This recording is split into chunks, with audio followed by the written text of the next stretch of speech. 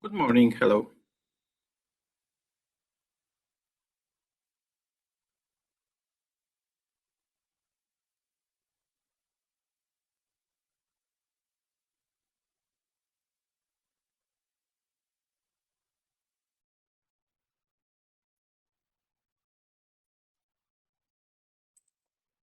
Hello.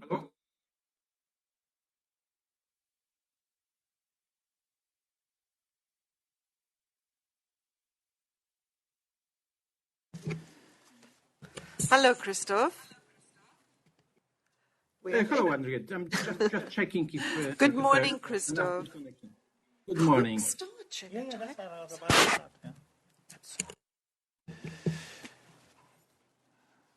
start, Good morning and good morning, afternoon, and evening, ladies and gentlemen. Those of you who are joining us remotely, this is the first day of the MAG meeting in the Open Consultations, the third Open Consultations, the MAG meeting. So this is the first day of the MAG meeting. Thank you very much for joining us. And just to say it verbally that we are being recorded. It is going to be posted. The session is going to be posted on YouTube. There's a transcript going, and the transcript is going to be made available after the meeting.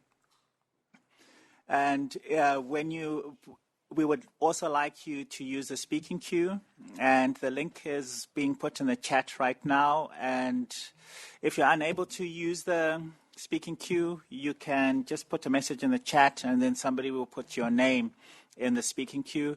When the chair calls your name, please could you introduce yourself, your name and your organization, and whether or not you're a MAG member, since this is the first day of the MAG meeting. But the chair will. But please, if you're not a MAG member, you can still put your name in the speaking queue. We do encourage that. And with that, I will hand it over to our chair, Henriette Esterhuizen, to start the meeting. Thank you. Greetings, everyone. Good morning, good afternoon, good evening, and welcome to the MAG meeting. I will review the agenda and what our goals are for today, but first I would like to give over the floor to our co-chair from Poland, Mr. Krzysztof Schubert, who is online and ready to make some opening remarks. Krzysztof, over to you. Thank you, Henriette. Thank you, Chengetai. Dear my colleagues, I hope you can hear me well, because I had the problems in the morning, but now I hope. Yes, we can. Okay, thank you, Chengetai. So warm welcome to our today's MAG meeting. I hope you are all fine and in good health. Firstly, thank you all for the hard work and efforts up till now in preparing the IGF 2021 in Poland. Yet ahead of us, there is still a lot to be done. We need to finally shape the IGF 2021 agenda, which is extremely important, including the high-level sessions, main sessions, as well as the parliamentary track. We have very big interest in the parliamentary track also from our parliament, which is also a good sign. Poland as a host country is constantly supporting the UNDESA, the IGF Secretariat, and the MAC in preparations for this year IGF. It's really very important meeting and very important event for us, and we are promoting the event, as I mentioned yesterday in the opening remarks, very, very hard and very, very wide. So you can really count on our continuous commitment and further support. If you may need any more help from us, please contact me directly, or Przemek Typiak, my colleague who is with you today as well in Geneva on the meeting. It's our joint work and effort to make this year's IGF really successful, despite the current pandemic restrictions and limitations. So together with our logistic and venue operators, with the state and all the support from different organizations, we are setting the necessary conditions to safely conduct our joint event for those of you who will be able to come to Katowice in person. I do hope that there will be a lot of participants. As we see from the registration, there is quite high number of people which already registered to be with us on site, which is really great, and thank you for that. Therefore, I encourage the MAG's active support in inviting everyone to register for the IGF 2021, particularly on site. As I mentioned, we have a great venue area, so it will be really great, and I hope it will be as well very safe to meet in person after the last year break because of the pandemic and online online IGF meeting. So sum up, I'm counting on your involvement and feedback during our today's and tomorrow discussion on finalizing the IGF 21 agenda. It's really the unique opportunity to hear your voices and thoughts on this issue. So I wish you a very fruitful discussion and excellent meeting, and I do hope to see you all physically in Katowice in December this year. Thank you. Thank you very much for that warm opening, Christoph, and thank you for sending Przemek to be with us. He's been working hard. I'd like to just review the agenda briefly, and then I also have to alert you to the fact that I'll be stepping out for a while later this morning. I need to speak at the closing of the Asia Pacific Regional IGF, and the chairing will be in the very capable hands of Changatai and Przemek. So as you know, today is the first day of the MAG meeting. The meeting is open to observers as well. As you know, I'm just checking. I was asked yesterday to give participants a sense of who's in the room. So today we have some past MAG members, we have the Secretariat, and we have a few MAG members present. But actually we're quite a small number of people that are physically in the room today. And I want to just look at the list of participants. I see we have 25 participants that are online. And so welcome to all of those. A special welcome to Wei Min, who's joining us very early from New York. From UNDESA. And everyone, the protocol is that even though this is a MAG meeting, we're a small group of participants, observers, non-MAG members and others should feel free to ask for the floor and participate in the discussion. But the primary purpose of today is for the MAG to progress in its work around planning the 2021 IGF. So the first agenda item will be in the spirit of the hybrid format that we are developing and learning from. Will be giving the opportunity to people that sent comments overnight. We received one comment from a MAG member who cannot be here in person, and I'll read that comment. And remember, the same applies for today's meeting. Anyone who follows the transcript or who watches the recording of this meeting or listens to it, who have any comments or questions, please send them overnight to myself or to the Secretariat, and we will review them and revisit them early tomorrow morning at the beginning of the meeting, Geneva time. The next agenda item will be the briefing on the state of preparations for the 16th IGF, and here there'll be more detail than we had yesterday, specifically looking at the high-level leader session, parliamentary sessions, opening and closing sessions, and that will be followed by questions and answers and discussion on how to approach that, where there's still need for any changes to be made. Then from 11:30 to 1300 Geneva time, we'll be looking at implementation of the IGF 2021 preparatory and engagement phase. We've allocated quite a bit of an hour and a half for that. What we will do is to have a presentation of what the current plans are and the purpose, the goals of the preparatory and engagement phase. And then we are a very small number of participants, but I'd still like us to experiment with breaking people into groups, just to come up with discussions and ideas, just for a short while, probably about 30 minutes, and then we'll come back to plenary. We'll then break for lunch. And then the biggest chunk of work for today will be after lunch from 1500 to 17:30 Geneva time, when the MAG-led issue teams will present their plans for main sessions. We'll go in the order of the issue areas as they are listed on the website, and we'll ask the teams to present the plans, whatever state of completion their proposals are in. The idea is that they will share what their plans are. We'll look at overall guidelines and scheduling of main sessions, and we'll follow this by discussion. The background to this is that the different issue teams have been working in groups on their proposals. This will be the first opportunity for the whole MAG to look at and comment on other issue teams that they're not directly involved in proposals. So it's an opportunity for MAG members to get a big picture perspective of what the main sessions are going to cover and what they can potentially achieve.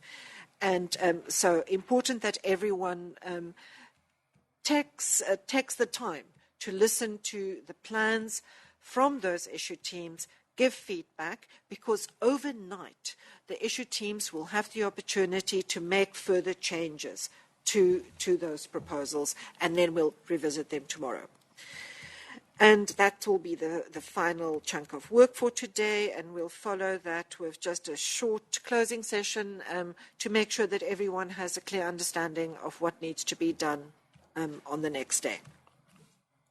So I hope I have that correct. I just want to check that the agenda, because we did change the agenda, I just want to make 100% sure that this is consistent with the agenda that you all have access to on the website, and indeed it is.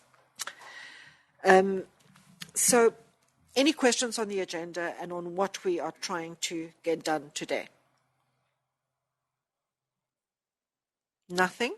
So let me move on immediately by reading the comment that we received overnight. So this was a contribution by Gunella Asprunk, MAG member from Australia. So the time zone is not easy for her to participate in.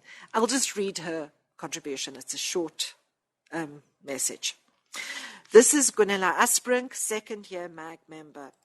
Unfortunately, I was unable to participate in the launch of the new website yesterday. This is an important milestone for the IGF and long sought by the community. Thank you very much for the support of the UK government in creating a modern platform for IGF's work. The comments by Under-Secretary General of UNDESA, Mr. Liu Zhenmin, highlighting the importance of developing an accessible website for persons with disability and referring to the consultation with the Dynamic Coalition for Accessibility and Disability are most welcome. I appreciate Mr. Ryder Thomas of the UK government and his remarks in moving the objective of a user-friendly and accessible online platform. This reflects that many national governments require their websites to meet W3C's Web Content Accessibility Guidelines version 2.1. Based on the multi-stakeholder foundation of the IGF and the understanding that persons with disability are over 1 billion of the global population, this new platform should mean improved communication and sharing of information and ideas by persons with disability and, of course, a larger part of our diverse community.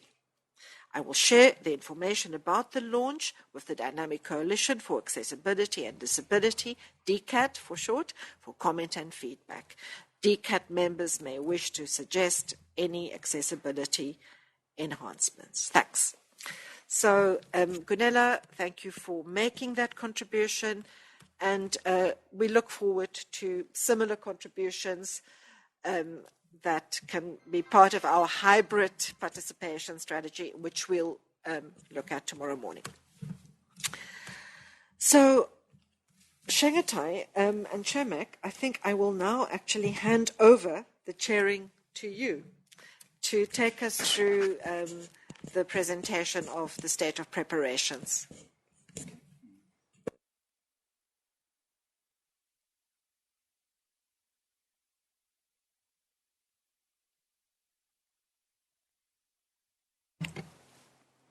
Thank you very much, Henriette. So now we're going to have a briefing on the state of preparations from the IGF Secretariat. And with that, I would like to call Shamek, do you want to do the high-level sessions? Oh, Eleanor, okay. Eleonora? And I just want to interject, sorry, before I leave the room. I think it would be useful also to try and recap some of the comment that was received during the open consultation with regard to the high-level sessions and the parliamentary sessions. So, I mean, I think there were not many key points, but they were important ones around diversity. Yes, diversity, and some people mentioned not only gender diversity, but also regional diversity, which is very important. And I can attest that as far as gender diversity is concerned, we have that. We're still working on the regional diversity, but we're going to try and get it as close as possible, because the other thing that we want is to have small panels, so that there is going to be a lot of discussion, not more than 7 people, and then they just be able to make 3 statements each. So we do want a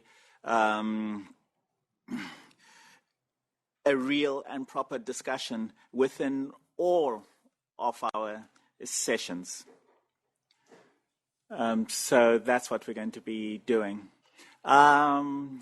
I think let's just skip the high level for now. We'll come back to that, and I can just have a briefing on the parliamentary session, and I'll just ask very quickly for Serena just to give an update, quick overview of the parliamentary session, please. Thank you. Thank you, Chengetai. Hello, everyone. As it was said, I think before, the parliamentary track this year includes a preparatory phase, so we're also trying to bring members of parliament together online before the actual IGF in December. The overall theme for the whole track is legislative approaches for user-centric digital space, and within this overarching theme, we're discussing 3 specific topics. One around privacy and data protection, the other one around freedom of expression and, dealing with misinformation, disinformation online, and third topic, AI governance and governing algorithms, if that's in any way possible. We started a series of online sessions 2 weeks ago with broader discussion about how the internet works and also a bit of history into the internet governance ecosystem.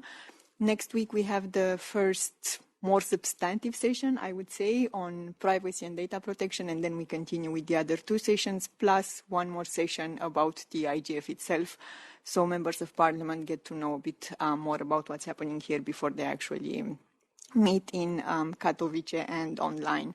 And then in Poland, we will continue with these 3 separate sessions on the 3 topics. So the members of parliament would be able to advance the discussions and prepare for the parliamentary track messages. And then the usual parliamentary roundtable where they will basically conclude the discussions within the track. And that's more or less it about the parliamentary track. We would very much welcome any support you can provide in reaching out to more members of parliament and encouraging them to attend both the online sessions and the ones happening in December. There is still travel support available. The call for applications is open actually until today. So if there's any way to reach out to someone today and encourage them to apply, that would be good. And that's it. Happy to answer any question you might have. Thank you. Thank you very much, Serena. And I'd just like to, and we can extend the deadline for travel support. Yes, the deadline is today, but we can extend it because we really do want to encourage and grow this track. I would also like to mention that we are providing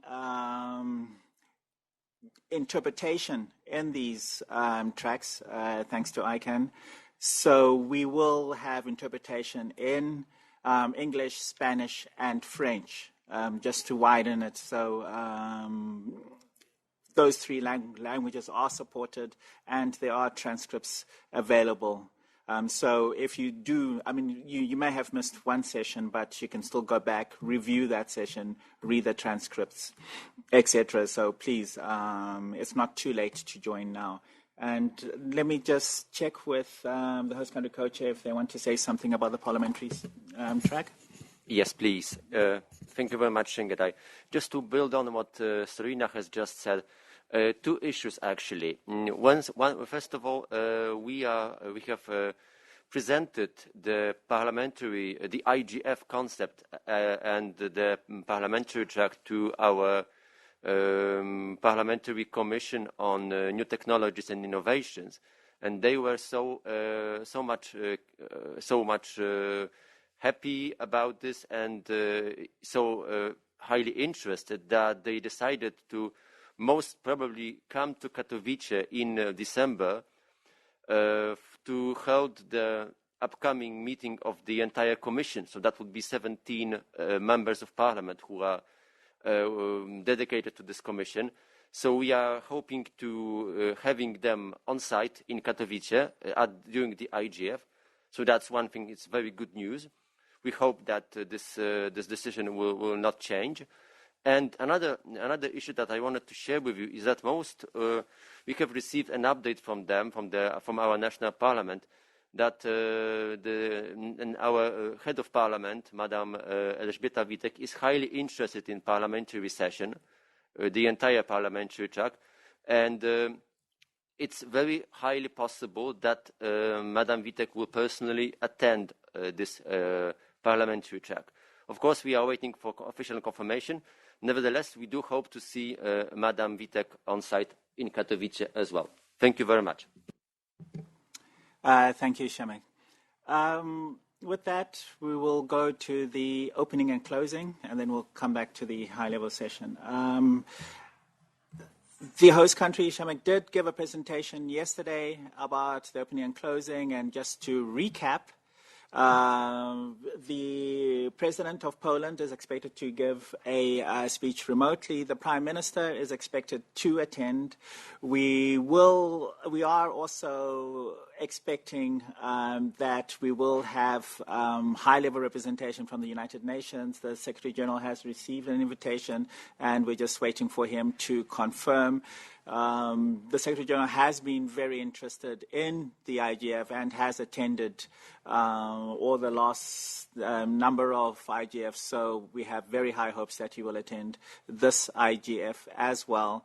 And for the opening session, we are going to have representatives of the stakeholder groups to give brief statements. Like we didn't do it last year or the year before, but in previous years we had representations from each of the stakeholder groups giving opening remarks. So we do encourage that, and we are also asking the help of the MAG, the stakeholder groups within the MAG, to coordinate amongst the various stakeholder groups and give us a name of the person who's going to be speaking. So we will not be choosing. We would be asking the MAG. We'll be asking the stakeholder groups to suggest a name, and we're asking the stakeholder groups within the MAG to help coordinate this with their respective communities. I hope that's clear. The closing sessions will be the same as the traditional closing sessions. We will have the open mic session where we'll look back and also have suggestions for the future. This is the first time that we'll be trying the hybrid format, so we are very keen and interested to find out what the stakeholders' views were on this, and not just the hybrid format, but also other changes that we've done. For this year, for example, we've made a concerted effort on the youth track.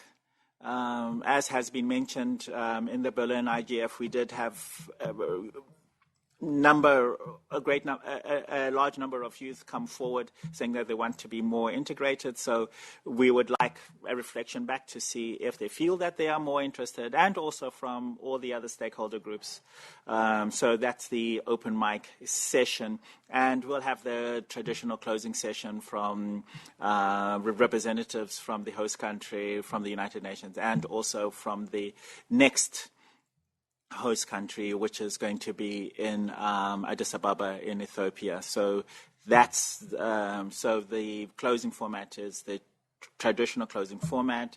For the opening, we are going back a few years, so it's not going to be like last year or the year before. We are going to be inviting representatives from each stakeholder groups to give opening statements as well after the official opening ceremony. So with that, let's go back and just have a brief overview of the high-level leaders session. Eleonora.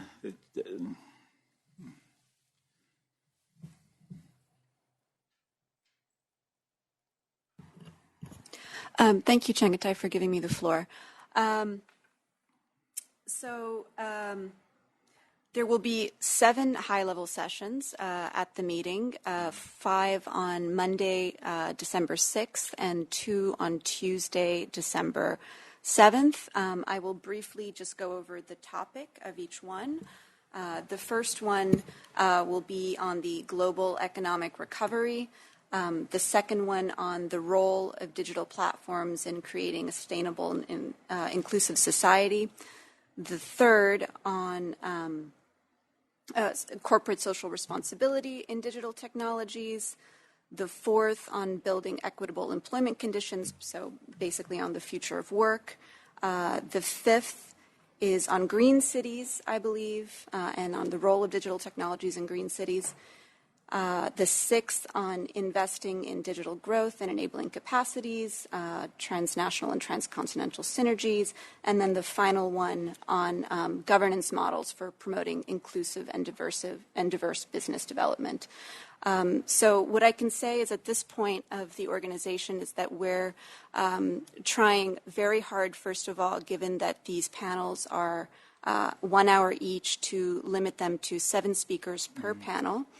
And from the Secretariat standpoint, I was actually quite heartened to hear the feedback and the comments yesterday in the meeting about the need to make these panels as balanced as possible, because that's something that we are working very hard on in the background. And so I was glad to hear that those efforts won't go unnoticed. And I'm sorry if you mentioned this already, Chengetai, but we're not just trying to make them gender balanced. We're trying to make them regionally balanced and stakeholder balanced, and not just within the composition of the speakers, but also within the moderators. We want to make sure that we have a gender balance and regional balance among our moderators too. And in that regard, we're lucky to have a colleague from the WBU, EBU, who is helping us reach out to moderators who are professional journalists from around the world, and who would even have the option, if they wish, to moderate in their native language, since we will have interpretation facilities. Just right now, this week and in the coming days, we are reaching out to the potential speakers, to these high-level panelists. This is an effort that's divided among us in the Secretariat, our colleagues in UNDESA, and our host country colleagues. So we really hope to bring to these panels a diverse mix of government ministers, representatives of intergovernmental organizations, and high-level officials from across the stakeholder spectrum. Thank you very much, Eleanor. Those are the presentations, so I now open. Anis Shamek, do you want to say anything about the high-level track? Thank you very much, Chengetai. Just to add that also our ministers are very keen on taking part in those high-level panels, and we are constantly working with Eleonora on shaping the concept and the composition of these high-level sessions. Thank you very much. Thank you, Shamek. The floor is now open for questions. I'm checking the speaking queue. It's currently empty at the moment. And let me just see the chat. No questions in the chat. So am I to assume that everything is understood? And if there's anybody who, for the high level, if you have any further suggestions, please feel free to contact Eleonora. Her contact information is available on our website as well, so you can just email her if you've got a speaker that you think may fit into one of these.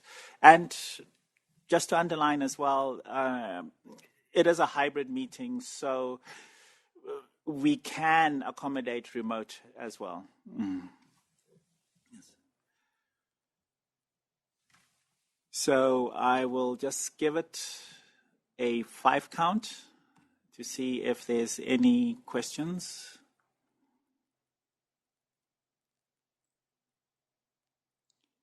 And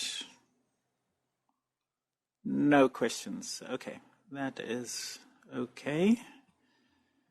I will take it in the positive manner, that meaning that everything is clear and there's everybody is happy with the way that things are going on that front. Thank you.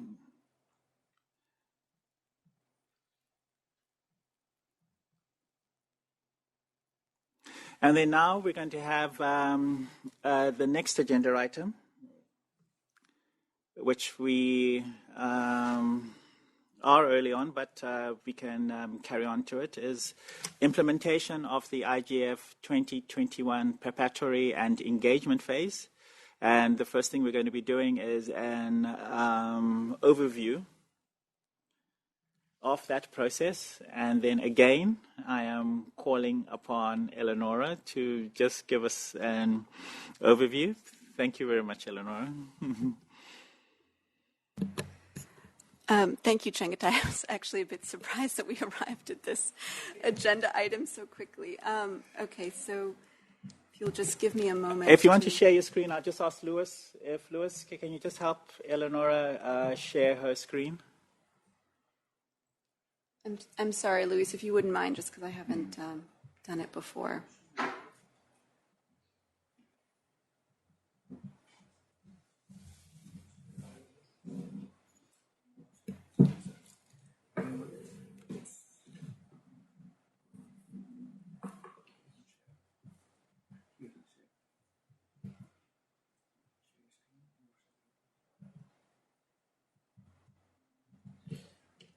Apologies, this will just take a moment.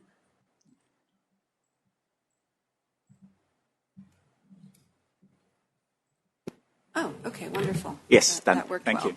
Thank Okay. you, Lewis. Thank you, Luis. So, as I hope many of you know, the IGF 2021 preparatory and engagement phase is well underway and has been for more than a month now.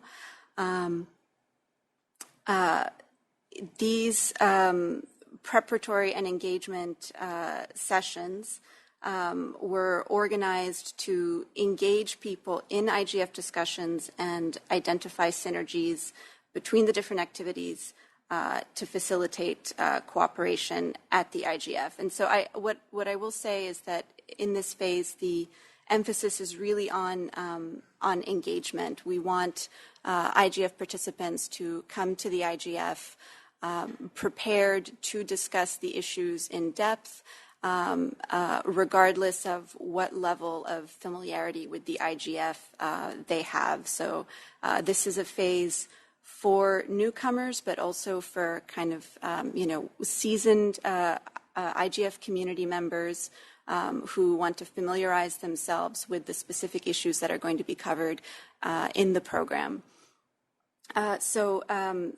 Per the MAG's discussions and agreement to have this phase, the shared goals of the of the preparatory and engagement phase, as I said, are to facilitate in-depth engagement, to provide the IGF community, especially newcomers, with opportunities for developing capacity in IGF-linked areas, and to facilitate engagement with the IGF's intersessional activities.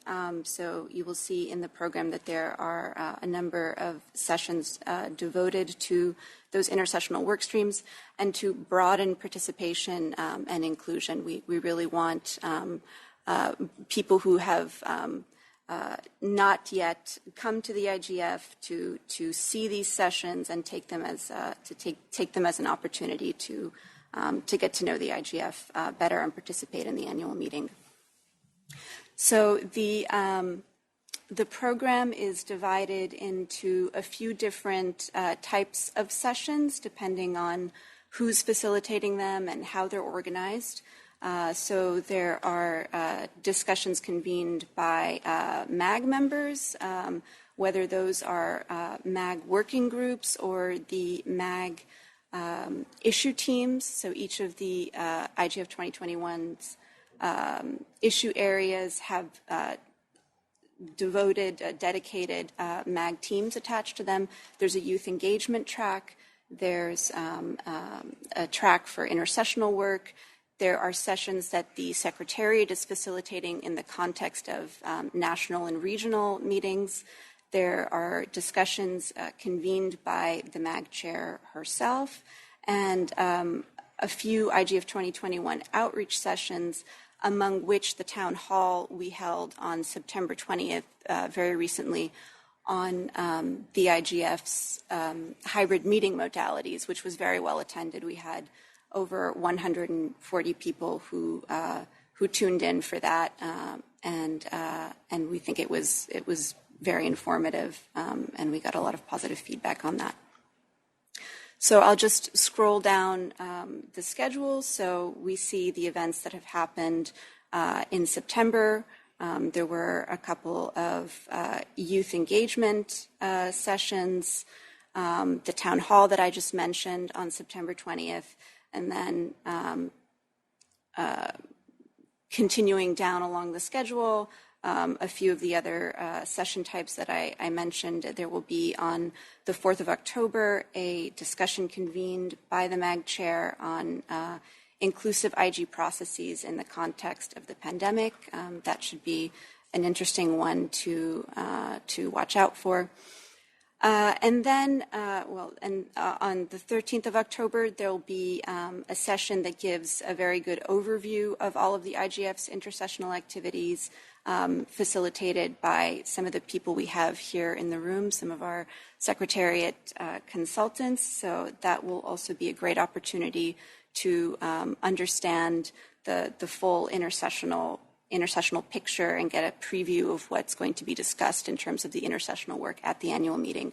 And then I'll just skip ahead to what may well be called the kind of core sessions of this preparatory and engagement phase, which are the sessions from the 1st to the 3rd of October on each of the IGF issue areas, facilitated by the MAG issue area teams.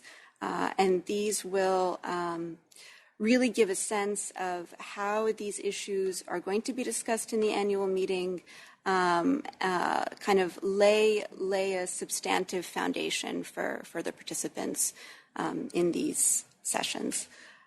So that's, again, from the 1st through the 3rd of November. Each issue area will be discussed for about 90 minutes, and there'll be also plenty of time for question and answers with participants. So I think these are the most important elements of the preparatory and engagement phase. Of course, it doesn't end on the 3rd of November. We have sessions that go all the way through November and leading into the annual meeting. I did forget to mention, and this is quite important, actually, there will also be 2 capacity development sessions on how to host and participate in the hybrid meeting. So these will be directed at IGF session organizers, but also just participants who want to know more about how the hybrid format will work. So there'll be one in October, I believe, and one in November. So these will be, again, quite important for the IGF session organizers, and they will be made aware to participate in these. So I think that covers the most important aspects of this preparatory and engagement phase. Thank you very much, Eleonora. Then next, I'll just hand over the floor to Anya. Yes, thank you very much, Chengetai. Just to complement what Eleonora was saying, part of the preparatory and engagement phase, as Eleonora mentioned, are several capacity development activities which are run by the IGF Secretariat in collaboration and cooperation with a number of parties from the community, including a project that's been presented to the MAG and to the community a few months ago. It's called the Our Digital Future, which is a series of capacity development workshops focused on addressing digital transformation and cybersecurity that targeted communities are developing countries, but of course the process is open to everyone. And the whole set of workshops is driven by the call in the UN Decade of Action to partner for the Sustainable Development Goals.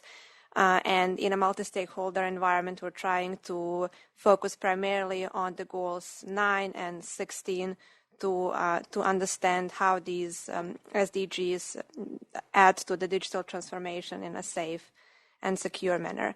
And in that context, the IGF Secretariat, as part of the UN, is grateful for a very kind and generous support of Microsoft in developing and donating a website to this project to support the workshop developments, and especially in contributing substantive inputs to the workshop's program development as a party we collaborate with.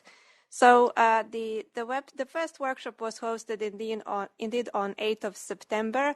Our goal through those set of workshops is, as I said, to build capacity, but also to help engagement among various intersectional work streams of the IGF. Primarily, we target the dynamic coalitions and the excellent work happening in that network, as well as the best practice forums, especially relevant for this context, the best practice forum on cybersecurity. And I wish to thank the MAG members, facilitators of that best practice forums, as well as the Dynamic Coalition on Security coordinators and their community. So I would like to share my screen and to show you that website, because the website has been with us since some time now. So allow me please to share my screen. I hope you can see it now. Yes. And I'm going to try to move this. So that is the website. If you visit the igf-odf.org, then you will see a website that's dedicated to these workshops. The website will also allow to be a platform to gather also good practices, success stories from across developing countries, communities from developing countries that are doing good work on bringing digital transformation to their communities and areas. So I will not take more of your time. You are most welcome to visit the website and browse through it. And of course, we are at the disposal if you have any questions.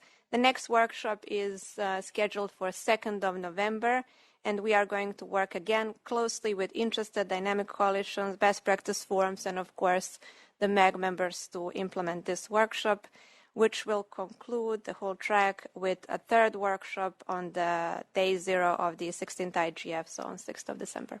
Thank you very much. Thank you very much, Anya. And also, first of all, let me just stop there a little bit and see if there are any questions on this. Let me see if there's anything in the speaking queue.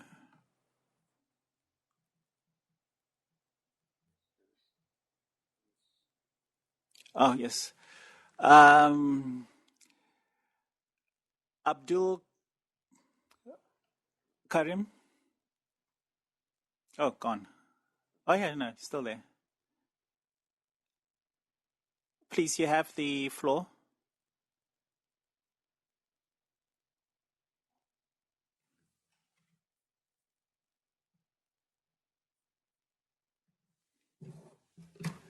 Hi, Secretary, if you allow me, please. I don't think he is in the room. Is he in WebEx? No. No.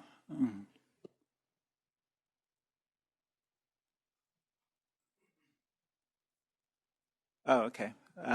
Then we'll skip him. But if you're there and we don't see you, just please speak or type something into the chat.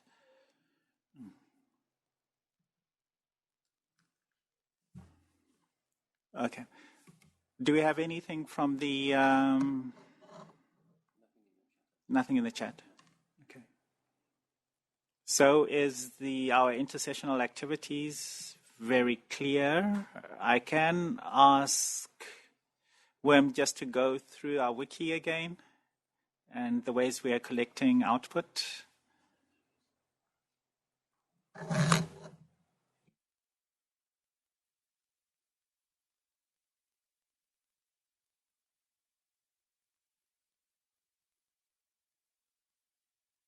Your mic's not on.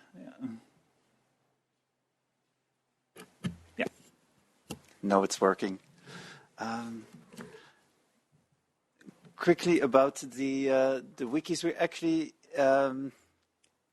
between two important moments. We had a first call with the MAC members that are involved in the wiki, and I think the actually further developing will start next week. So what is the idea behind the wikis? We have those 6 issue areas, and the idea came up, or the comments were, there is so much going on within IGF, there is so much going on outside of IGF.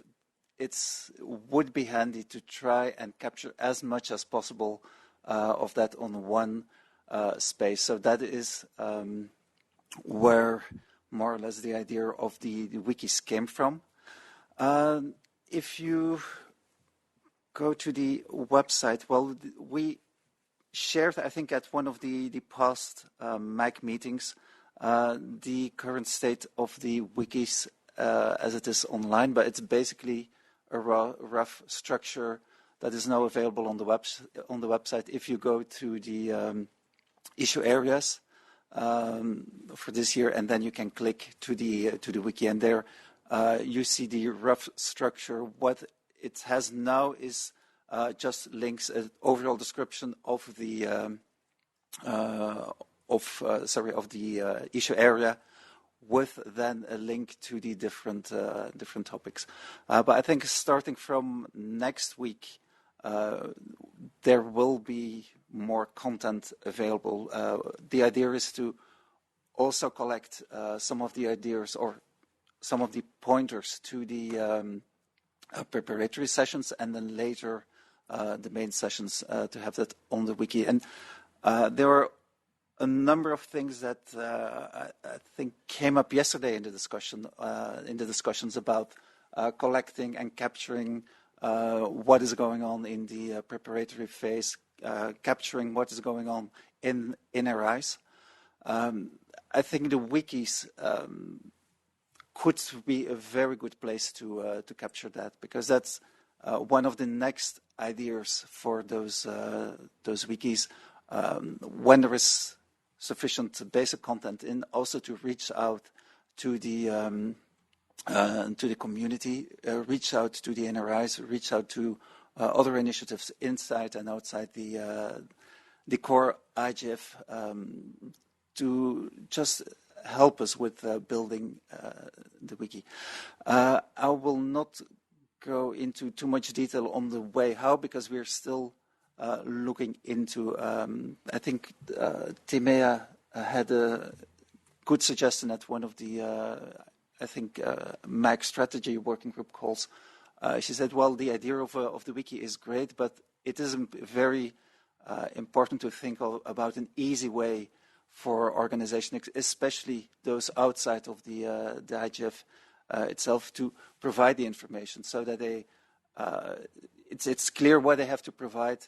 They can do it almost effortless, but that is a point we still have to discuss with the different responsibilities and liaisons for the wikis, and we also on purpose didn't start to discuss this because we're a little bit waiting on the new website so that it can be fit in there.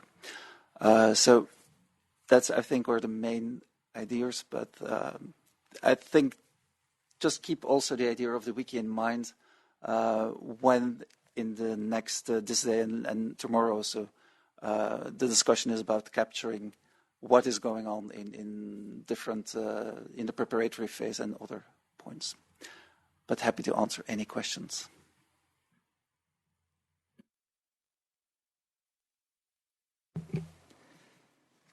Thank you very much, Wim. Do we have any questions from?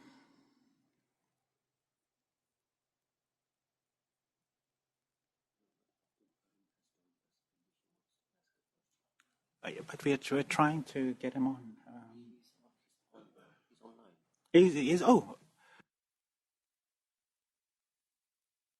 Abdul Karim, if you're online, can you try and speak?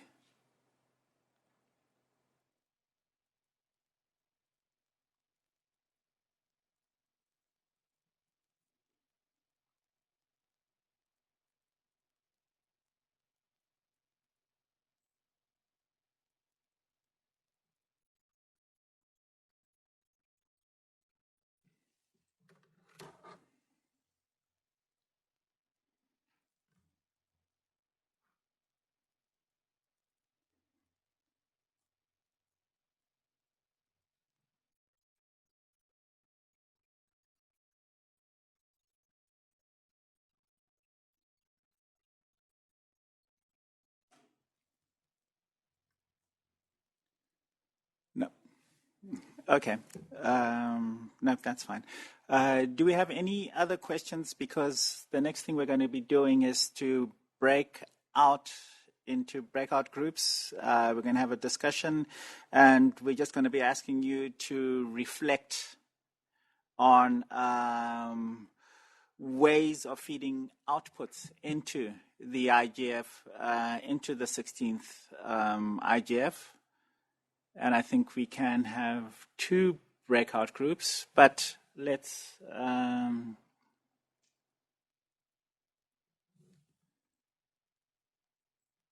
see if there are any questions. I saw one hand up, but speaking queue, please. Or just put it in the chat so that we just have a record of it.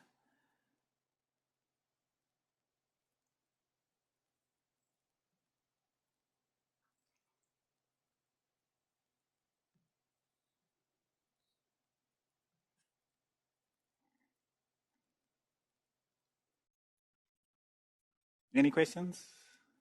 Clarifications? Do you have no? No, okay. Later, okay. After the session, okay. All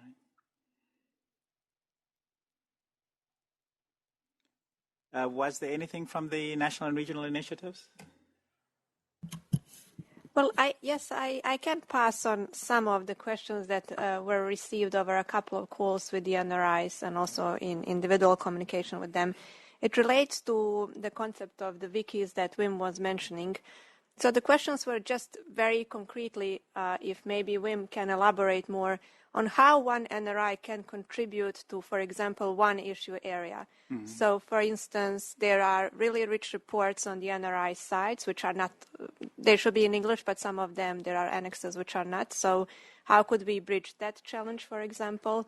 If a report is submitted, what happens next, how it will feed into the annual meeting, how will that contribution be reflected? Because I will now speak in a capacity of the NRI's focal point. I do think it's important when we receive the contribution from the NRIs to also give credits to the NRIs because it adds to the visibility and then long-term strengthening the IGF ecosystem. So that would be my question. And another part of the question would relate especially to Wim. I know it's an internal matter, but the IGF Secretariat also has a rich repository of NRI documents with us. So how do we use those in order to ensure we enrich the narratives of the issue areas, and how will it practically be reflected in the 16th IGF in Katowice? Thank you. Thank you very much, Anya, and to the NRIs. I will give you two choices, Wim. You could reflect now and try and answer now, or this could be part of the discussion in our breakout groups, and then you can report back later once you've had time, but it's up to you, Wim. I'm very much in favor of giving the time to people to reflect and come up with great ideas.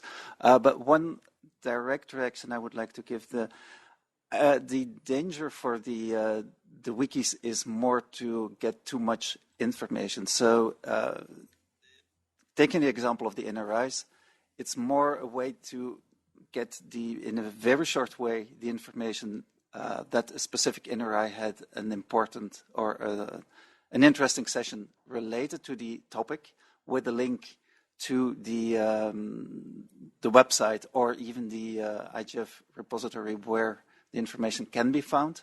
It should be looked at more in that way than NRIs or any other organization really provide text or pages or even real reports. Because the idea is not like to upload the and I say put additional documents and a huge archive on the IGF website. The idea is clear pointers, but I'm looking forward to the outcome and suggestions for the wikis that will come out of the breakout sessions. All right, thank you very much. We do have Adam online. Adam, please. Yeah, good morning, Chengetai. Good morning, everybody. Adam Peake speaking, and I'm a member of the MAG. Well, actually, I wasn't intending to put my hand up into the queue, but the default is that when you join when you log in to the portal that takes you to the queue, you automatically by default have your hand up. So I was just logging in. But I do have a question actually in it, which I could think of conveniently. And that is because I'm a member of the working group on hybrid meetings. And as you know, we're very keen to see everybody participating online as the primary means of engaging with all of these sessions. So I heard you say that someone put their hand up in the room, and I just wanted to know if everybody in the room is online, because that is the principle we have asked for participation. So I hope everybody is logged in on WebEx. Otherwise, we're not following our process for participation in these meetings and the participation in the IGF in Katowice. So that would be great to know, and thank you. Thank you very much, Adam. So I will ask the room and convey the results. Is everybody in the room online on the WebEx? Let me put it this way. Who is not online? Two. Okay, we have two people who are not online, and they are rapidly getting online. So I hope that answers your question. And for the breakout rooms, we are, again, since we're using WebEx, we're not too familiar with WebEx. We usually use Zoom. We are going to try and have 2 breakout rooms in WebEx for people. So let me just, first of all, see if there's any other questions. Otherwise, we are going to divide the people into 2 breakout rooms and post questions there, so that we can have a discussion on ways on how we can have this output integrated into the IGF and make sure that it is reflected at the IGF 2021 meeting. So I will just give Lynn's famous 6 count to see if there's any questions.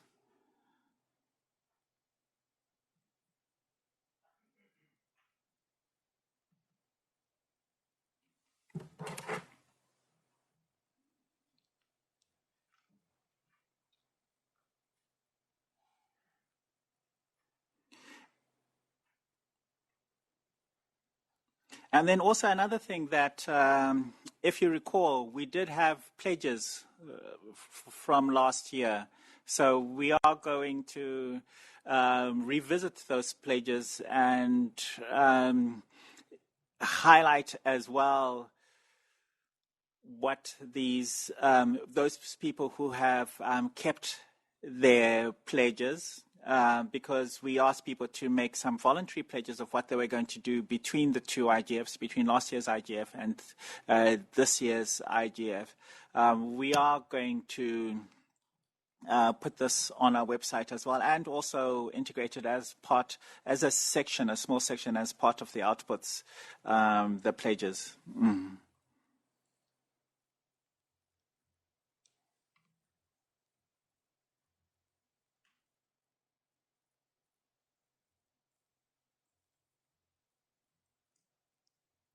Okay, with that, and I just want to make sure that if you're not online yet, if you could please go online, and then I'm going to ask Lewis if he could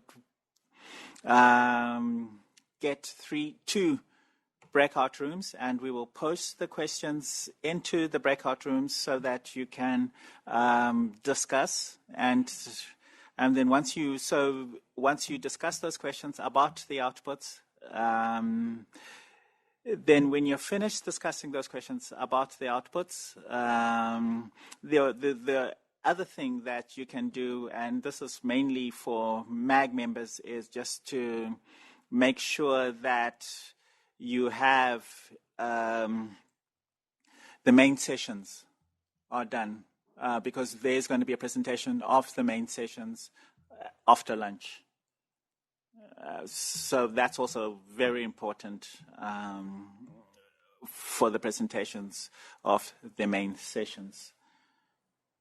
So thank you. We'll adjourn for 10 minutes, and then when you come back, we hope that we'll have the 2 rooms set up, and we can have breakout rooms discussions.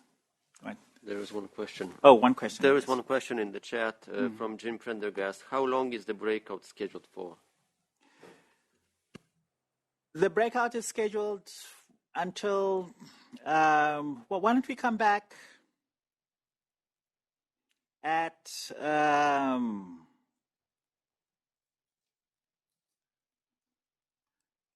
shall we say at 12:30?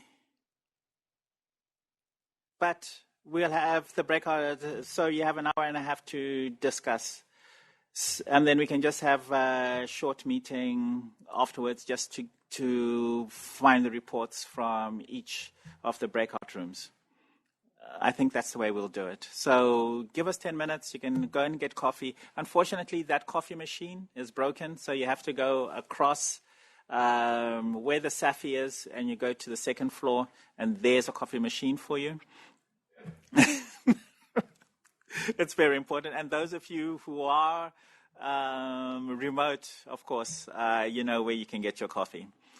Right, thank you. So you don't need to come back. All I'm asking you to do is to log on back, or maintain your WebEx room, and then you'll find the instructions there in your WebEx room, in the WebEx room. Okay, clear?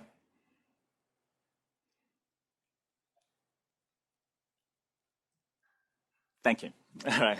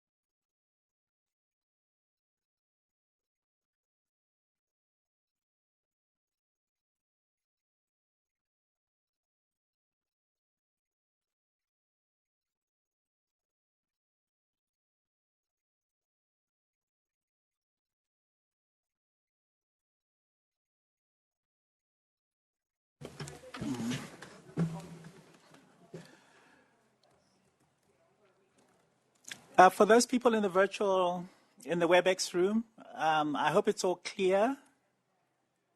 Could I have a yes from somebody? Or should I ask Adam? Yes.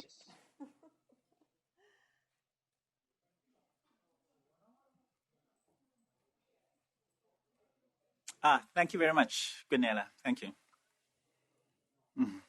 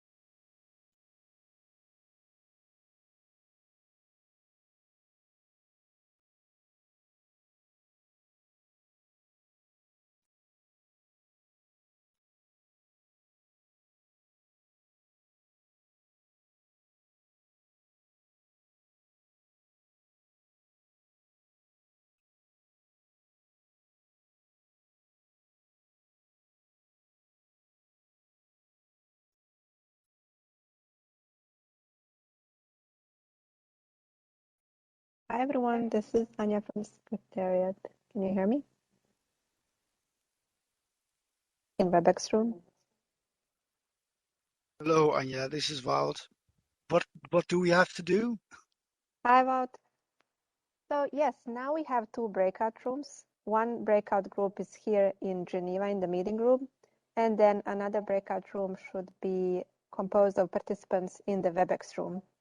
So somebody should take the role of the facilitator, and I'm not quite sure I understood that may be Gunella or Adam maybe.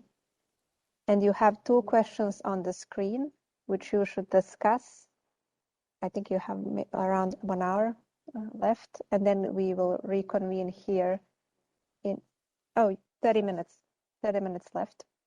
Then we will reconvene again in the plenary and discuss the outputs of your breakout room discussions.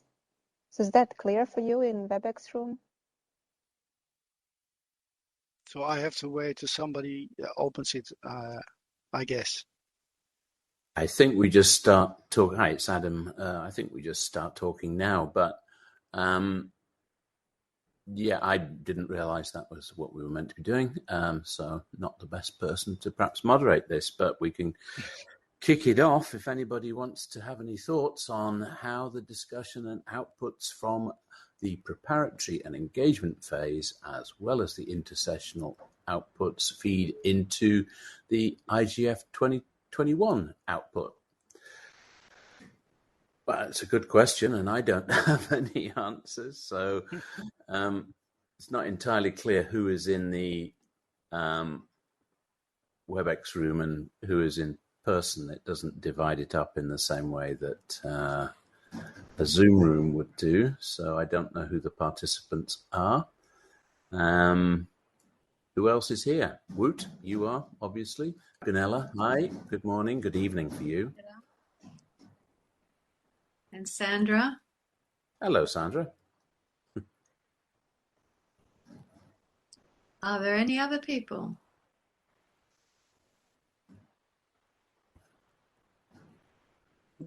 Yes, Christian here. Hello. Hi, Christian.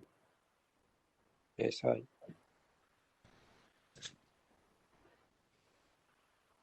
Is it possible for us to see each other if we turn on video? Might help.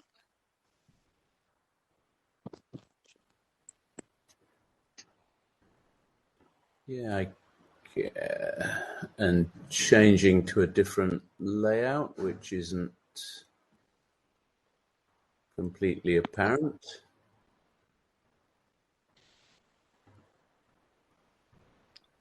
I don't know if you can see me, but the camera is on. I don't see anybody else because I just see a big screen of the Secretariat with the 2 questions. Yeah, I'm playing around with the layout button, which is at the top right of the screen, and I can see a few people, but not that many. Is there any way to get rid of the remove from remove stage? Now I see Woot as the stage. Very nice.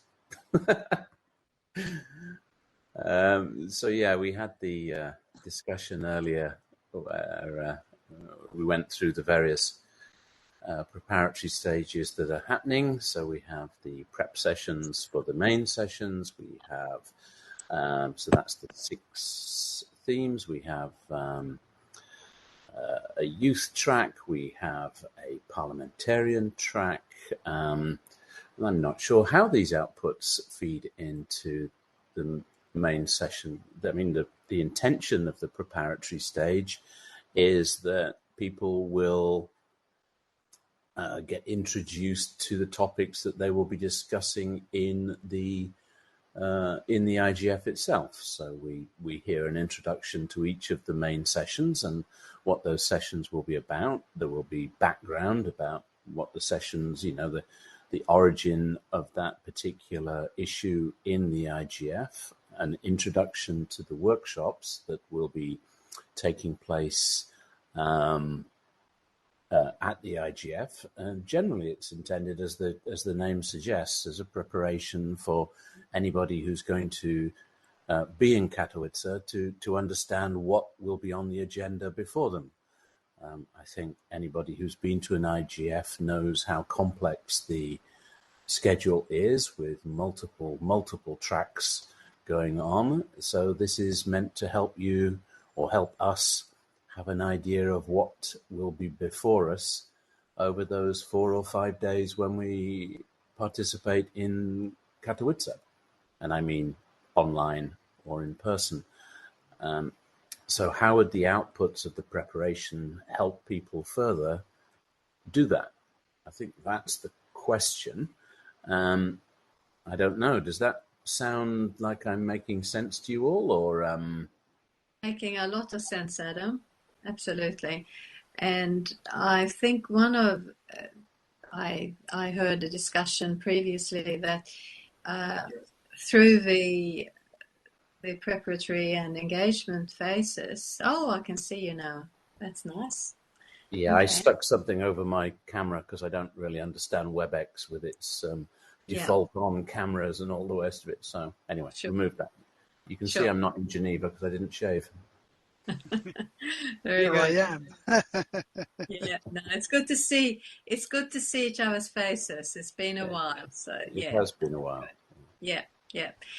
What I was saying was that there could be some issues that come up in those early phases, which might need to be considered during the general IGF sessions, and that come up in whatever way they do in those early phases, and can then be included in some of the other main sessions, and that really depends on the participants and where the discussion goes. So we can benefit from that broad diversity of input to help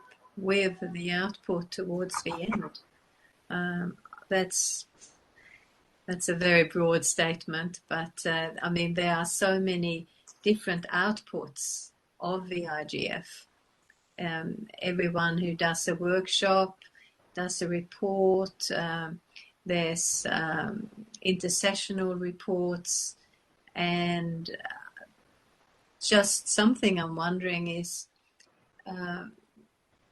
how there can be some type of link between both different outputs, and that's quite difficult, but it could be useful in that overall IGF output, if that makes any sense. It does. Anyone have any comments? Because I'll try and take notes, but I'm not the best note keeper. But I think that's a very valid point, Pinella, that the preparatory sessions may have something to say for the main sessions, or for the workshops, or for the open forums, or whatever it would be on that particular topic. So perhaps a broad question that people in a preparatory session should be thinking about is, do you have a message that you want conveyed to the issue track? Because we're not just talking about the preparatory session. So I think that's a good suggestion. Any more thoughts on that line of thinking? Yes, please. Yes. It's Wout, Adam. I just nothing personal, but it's pronounced Wout. Wout. Sorry. Wout. Don't worry. I'm just taking this up to tell people, because the one spells it like this, the other one like that. But I've just joined, so I was in the APR IGF presenting, so was not present leading up to this discussion. But I do have a few thoughts on it. I noticed that for example, youth has a very strong proprietary track going on with all sort of presentations and topics that they really want to pick up on during the IGF as well. There are the best practice fora who have their own sessions, as well as the Dynamic Coalition have their sessions. But there are all sort of other sessions for the first time this year. There's the ODF process that is going on for the first time. So the question is, how do we make sure that it's not just a best practice forum session or a youth session or a specific Dynamic Coalition session, but we have to somehow collate the major sort of outcomes before the IGF, in my opinion. So that could be a question that is asked to the different tracks going on. What is your main outcome for 2021, or your main concern, or your main question for 2022?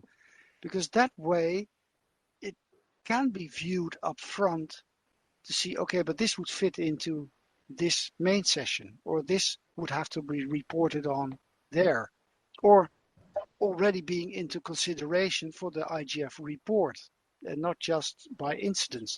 So perhaps that is a way to make sure that the information that is needed up front is collated. And that does take a lot of work, but that, I think, is the only way to get the main points out before the IGF starts.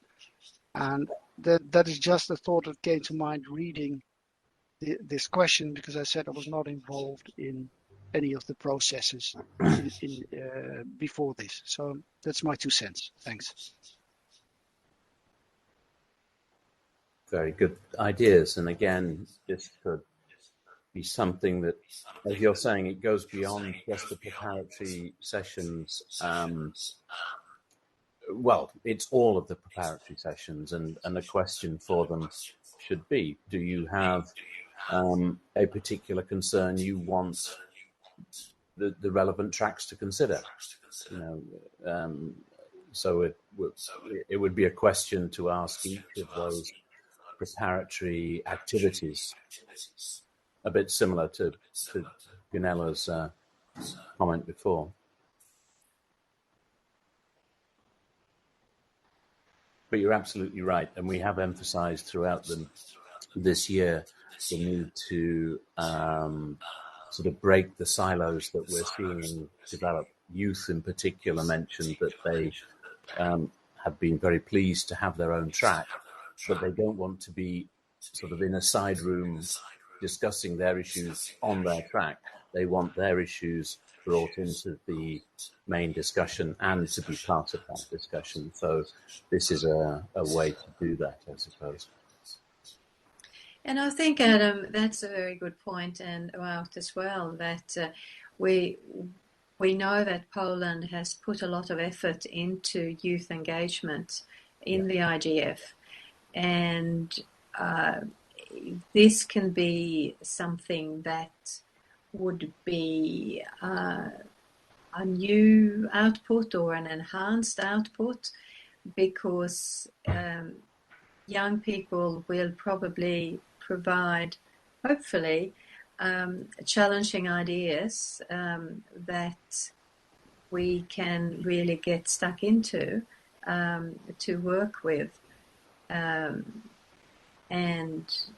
so I'm not sure about the timing.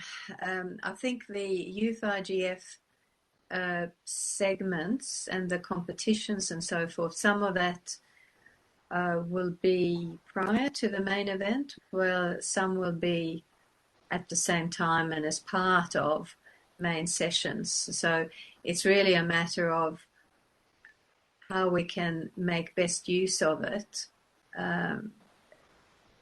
during the IGF and at the end, so we can really use that youth input in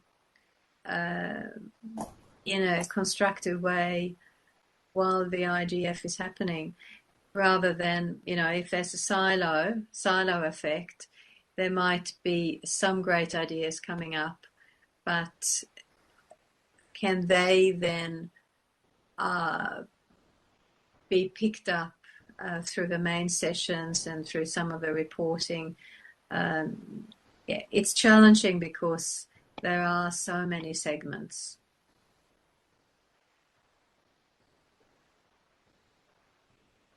Wout has his hand up. Yes, just as a comment, Gunilla, I've been into contact with 3 of the Polish students who are actually working on and leading the youth IGF.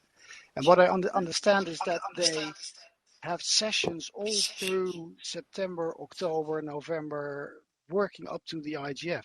So asking the question to them, what will be your main issues, can be asked to them somewhere in November.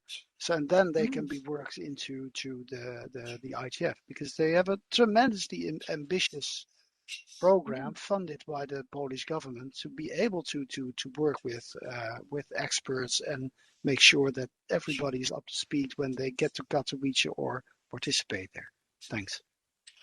Yeah, I think, look, youth can be. I was in 1 or 2 youth sessions in Berlin, and there was so much enthusiasm and passionate interchanges, and I'm sure we'll get even more so in Katowice. So that, yeah, I'm very much looking forward to hearing from youth. Has Christian got his hand up, by the way? Yes, please.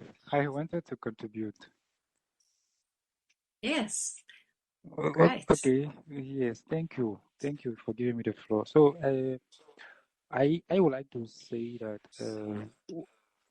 what we can also suggest is since we have the specific for each workshop, for instance, each workshop is having already some objective, to look at.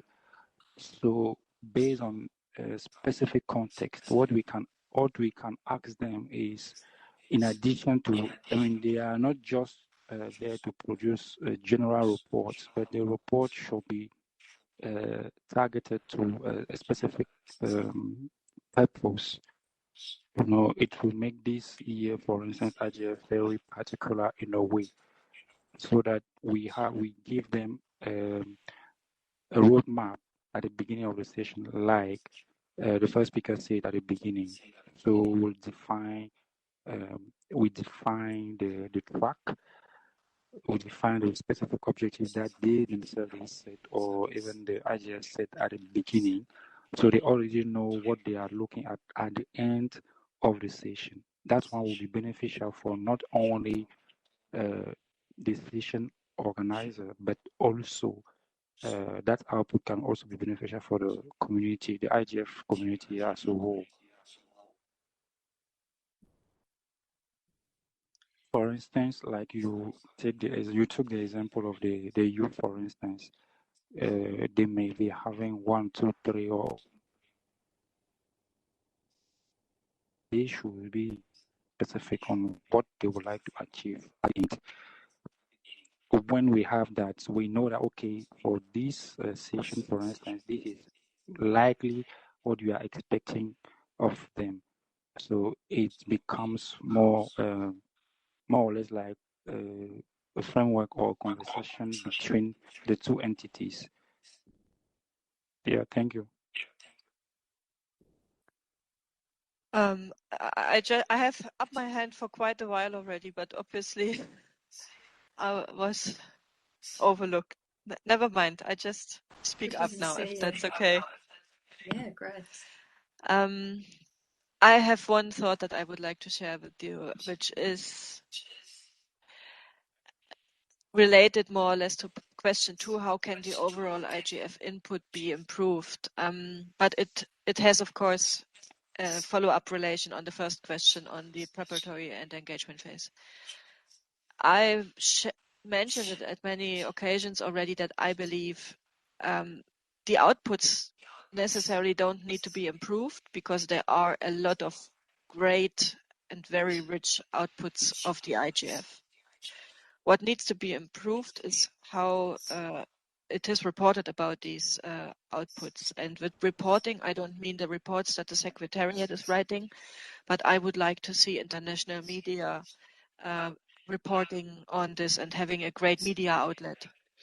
And since the IGF is a product which is hard to explain. Now I have an echo. Do you have an echo as well? No, you sound good. Okay, good. Then I continue. That's strange. I really have an echo here. Okay, what I would like to see is international media reporting on the IGF, and the preparatory and engagement phase could possibly be used as a way of introducing them to the topics. And hopefully the UN media department can get us the right context to the international media, because I'm trying to do this for Eurodic as well, and I know how hard it is to get attention on what we are doing. We have a product of our forum is a very complex forum and not easy to explain in 1 or 2 sentences. So it needs journalists that are kind of brought to that process step by step. And this preparatory engagement phase could be a time of introducing them to the IGF, so that they, when the IGF is over, have a clear understanding on what they should report. And if we have the same media outlet like the Davos, what's the name? The World Economic Forum, This is what I would like to see for the IGF as well. Kind of the same reporting in medias like on the World Economic Forum. This is really what I hope and what I think the IGF deserves. Yeah, it's an interesting question.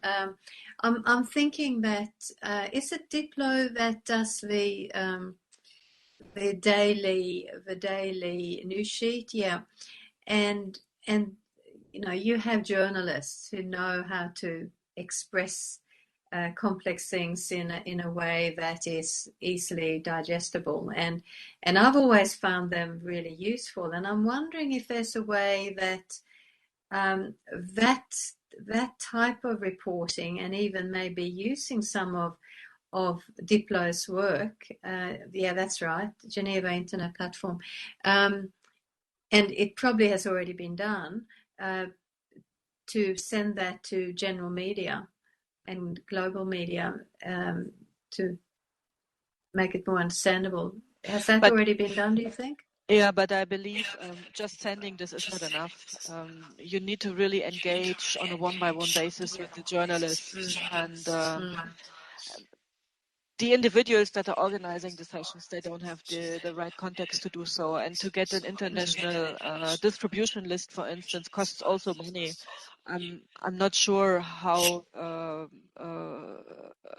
or what we would achieve if the IGF buys such a distribution list and pays money for this to be placed in various spaces in the internet or outside. But we need really reporting on this matter, not only in print and online media, but also in television media and these kind of things. And this at the moment is not happening, and this really needs to be professionalized. And I know how hard it is, but I think so far no effort or money has been put in this, and I think that should change. Yeah. There is there is outreach and engagement group, and I participated a little, but it's not my area of knowledge really. But they have spoken a lot about more media outreach, but I don't know how that progress is going. But it's a very good point, Sandra. We always struggle with media coverage for the IGF. Perhaps it's just not news in the sense that it's announcing something that's newsworthy, an item of exciting news. So it's difficult to report on because there isn't often an exciting story. I think that's always been the issue with the IGF. It's more think piecey, it's more on a But you're right. How we could leverage the Geneva Internet Platform, Diplo's work, Should there be a briefing at the day at 7 o'clock every evening where people, like a press conference? Can we leverage or can we suggest that the UN media people have a press conference every day? These used to happen at some IGFs, but they've been dropped. So, yeah, it's a good idea, but not my area of expertise, but just remembering things from previous historic IGFs and so on. Basically, more media. Yeah, this is wild and something that I've been telling a lot over the years as well, but not having the solution. The only thing that I can say on this topic of media, I know, having worked for the Secretariat some years back, that the UN delegates people from their press office, and they write the daily reports and working almost all through the night to have these reports. But what happens with them, except being stuck on the internet, is totally unclear to me. That also goes for the general output of the IGF, and that's my second point. That and it's more work, I know, but currently, usually, it's put on the website of the IGF, and let's be honest with each other. Who really looks at it during the year when there's no IGF ongoing? There will not be very many people. While at the same time, moving towards the IGF Plus model, we will have more and more very specific outcomes for specific communities. So in other words, we have all these people who register to the IGF. The Secretariat has their email addresses. They know what stakeholder group they belong to. Perhaps we should be thinking about specific reports for specific groups and then send them one-on-one. And not just saying, here is the website and here is the report, but no, make sure that these reports or these targeted reports land in the right email boxes. And even then, are they read? We don't know. But we would be targeting much more as IGF and not just being a wall on the internet that perhaps is visited. So that could be improved in that way as well. But that's one way of thinking at it. Perhaps that triggers other thoughts with you as well. But that's what I got from the question. So thanks. Just a thought here.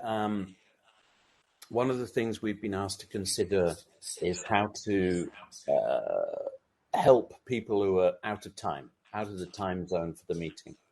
And if there were a press conference of some type at the end of each day, 7 o'clock, with a Diplo type review, which they produce, someone can talk to that, and then perhaps a couple of, name people, a name each day, then not only would that be useful to inform somebody who's in an awkward time zone to participate, but also it could be used as a stimulus for media coverage as well.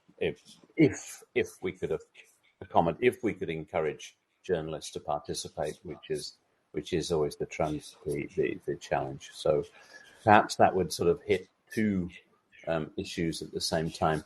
I see Yao Amehi has a hand up, and then Titi just put her hand up as well. So can we? Apologies for mispronouncing the name, but Yao Amehi.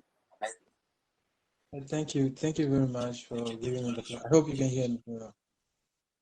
Yes. Can you hear me? Yes. Yeah. Hello. Yes. Hi. Yeah, hello. Oh, thank you. I want, I just want to mention.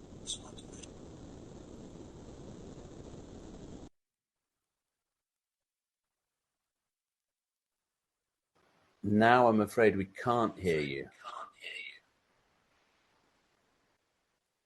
So I made mine, all the comment already done, but I would like to stress again about organizing what could be done to improve the overall IGF. From my understanding, I think one thing also still can be done, like during I remember last year we organized an not institutional meeting, a networking meeting with various organizations working on local internet ecosystems. And in the end, we found out that we could not have recording from that meeting. And that's what we wanted actually to advertise, because I know IGF itself is doing advertising on social media.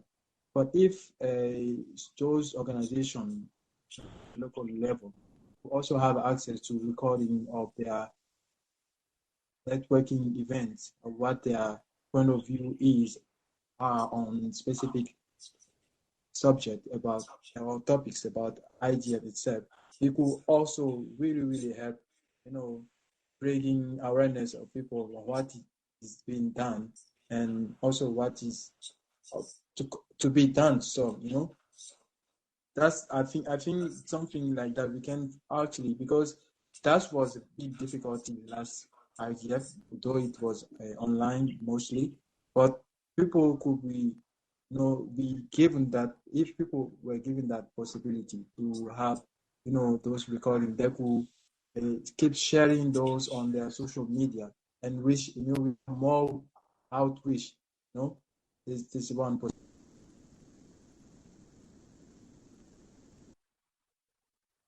Thank you. And I'm involved with the hybrid working group, and this is a good point that I think you're talking not just about the formal sessions that are on the agenda, which will all be recorded, but an opportunity when people hold networking sessions or breakout type groups, then those will also be recorded.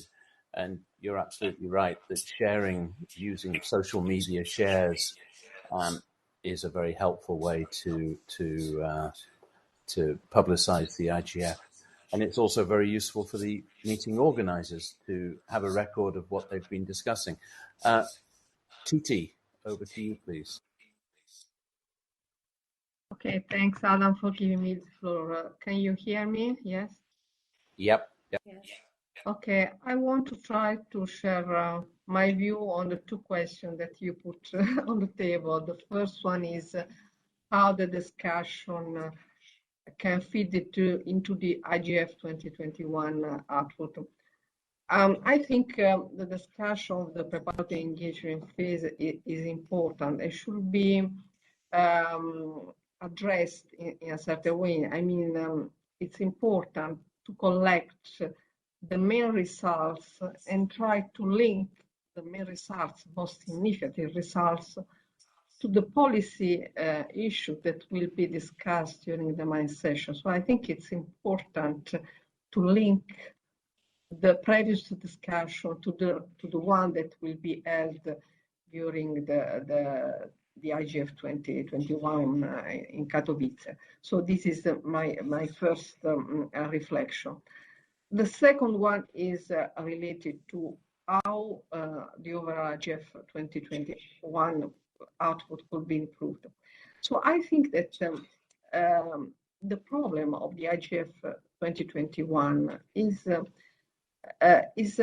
in fact that the discussion has, because I mean, from my experience, I see there are several important outputs that are coming during each event, but there are so many that maybe the discussion is a little bit how do you say, is broad. It should be more focused. For instance, the working group strategies this year has proposed to have to have a multi-year plan, because it's important to have just one topic for each year on which IGF is focused on. And on that focus, it's important not only the communication. The communication is fundamental, it's very important, but it's also important to connect this communication on this specific output to the stakeholder with specific message, to the international agenda. So I think that all in this way, the discussion that we have on the IGF. Just a 2-minute warning. Okay, sorry. That's all from my side. Okay. Thanks, TT. I don't know how we're going to talk about what we've been discussing when we go back into the plenary, but given the work that you've done in the strategy group, I think it would be worth calling on you to say a few words anyway. So if let's see how that works, but just to let you know. And thank you very much, Yao, for your comments. I think social media shares. The idea that the importance of social media shares and recordings. One problem with the IGF sometimes is that we have too much output. There's too much there, but hopefully the new website will make it a little bit easier to search things and find relevant information. Any more comments before we're thrown back into the session? Just very briefly, Adam. First of all, Amir in the chat talked about capturing media. I'm not sure if you saw that comment in the chat, just so you're aware of that, about organising important events, etc. I just also wanted to say that the outputs are so dense and numerous and often siloed that I'm just taking the example of the Asia Pacific regional IGF, and obviously it's much smaller than a global one, but there's a synthesis document that comes out at the end, and there's a committee that works on that throughout the particular event, and then meets to bring it together using a particular tool where it's easy for everyone to contribute. So that's a specific document that can also be used by media, even though it might not be as exciting news that the media might like, but it's certainly one document with possible resources and links to other things. And I'm also wondering, with technical tools, if there's some way of trawling through in an automated way through the various types of reports to come up with key points. And I'm not talking about just keywords, which was popular a few years ago, but something else that's clever. And I think my second last point is that why don't we ask young people again about clever ways, so what they think about if they look back on previous outputs and how they would like to improve it, and if they have particular ideas how to do it technically or otherwise. And lastly, that it needs to be user-friendly, so people can pick it up and get some key points. And any content that goes on the website from various groups, it needs to be designed in a way that's accessible for people with disability. I had to get that in somewhere, didn't I? Thank you. I was going to say it too. Thank you all. And thank you for coming back on time. So I will now hand it back to our chair, Henriette Esthuijten. Thank you very much, Shangatai, and welcome back everyone to plenary. My apologies to all the face-to-face and virtual participants that I disappeared earlier. I was in the Asia Pacific Regional IGF. In fact, I found many of you in that meeting as well. And just congratulations to the Asia Pacific Regional IGF. Based on the closing sessions and panels that I attended, it was an excellent event. So we have two groups that discussed these two questions.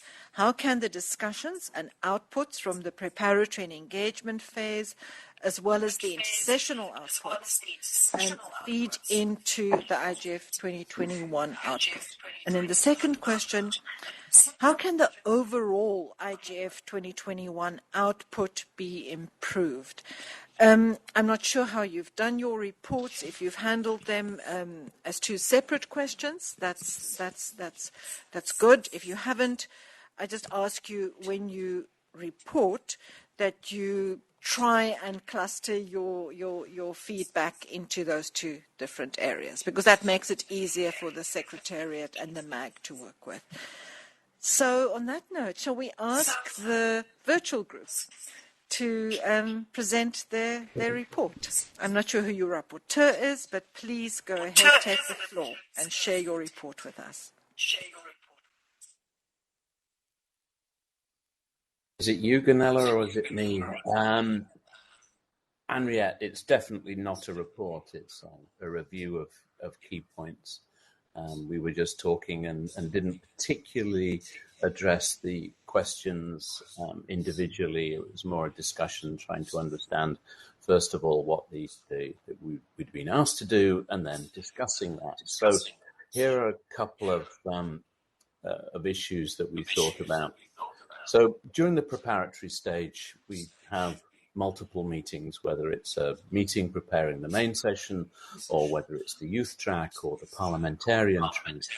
And something that we might ask each of those sessions is, do you have a message from this session to the relevant IGF activities that are going on? So the preparatory sessions are preparing people to participate in the IGF. So what is the message or the comment or the concern that you would like people to address? That could be a broad comment from, say, the youth or parliamentarians, or a broad set of comments about their concerns or issues, things to consider. Or it might be, where it's a main session, an issue that people during that main session should bear in mind, because the preparatory stage, as we're concerned about this, we would like you to discuss this or address this in some way in your main session.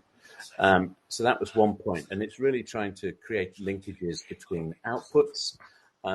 Little bit more specific about this, talking more about the youth and the parliamentarian track, as they are specific stakeholder tracks, collating outputs better. Again, it's sort of like, what is the main output of your track, the preparatory track that you as youth or you as parliamentarians want to convey to the IGF?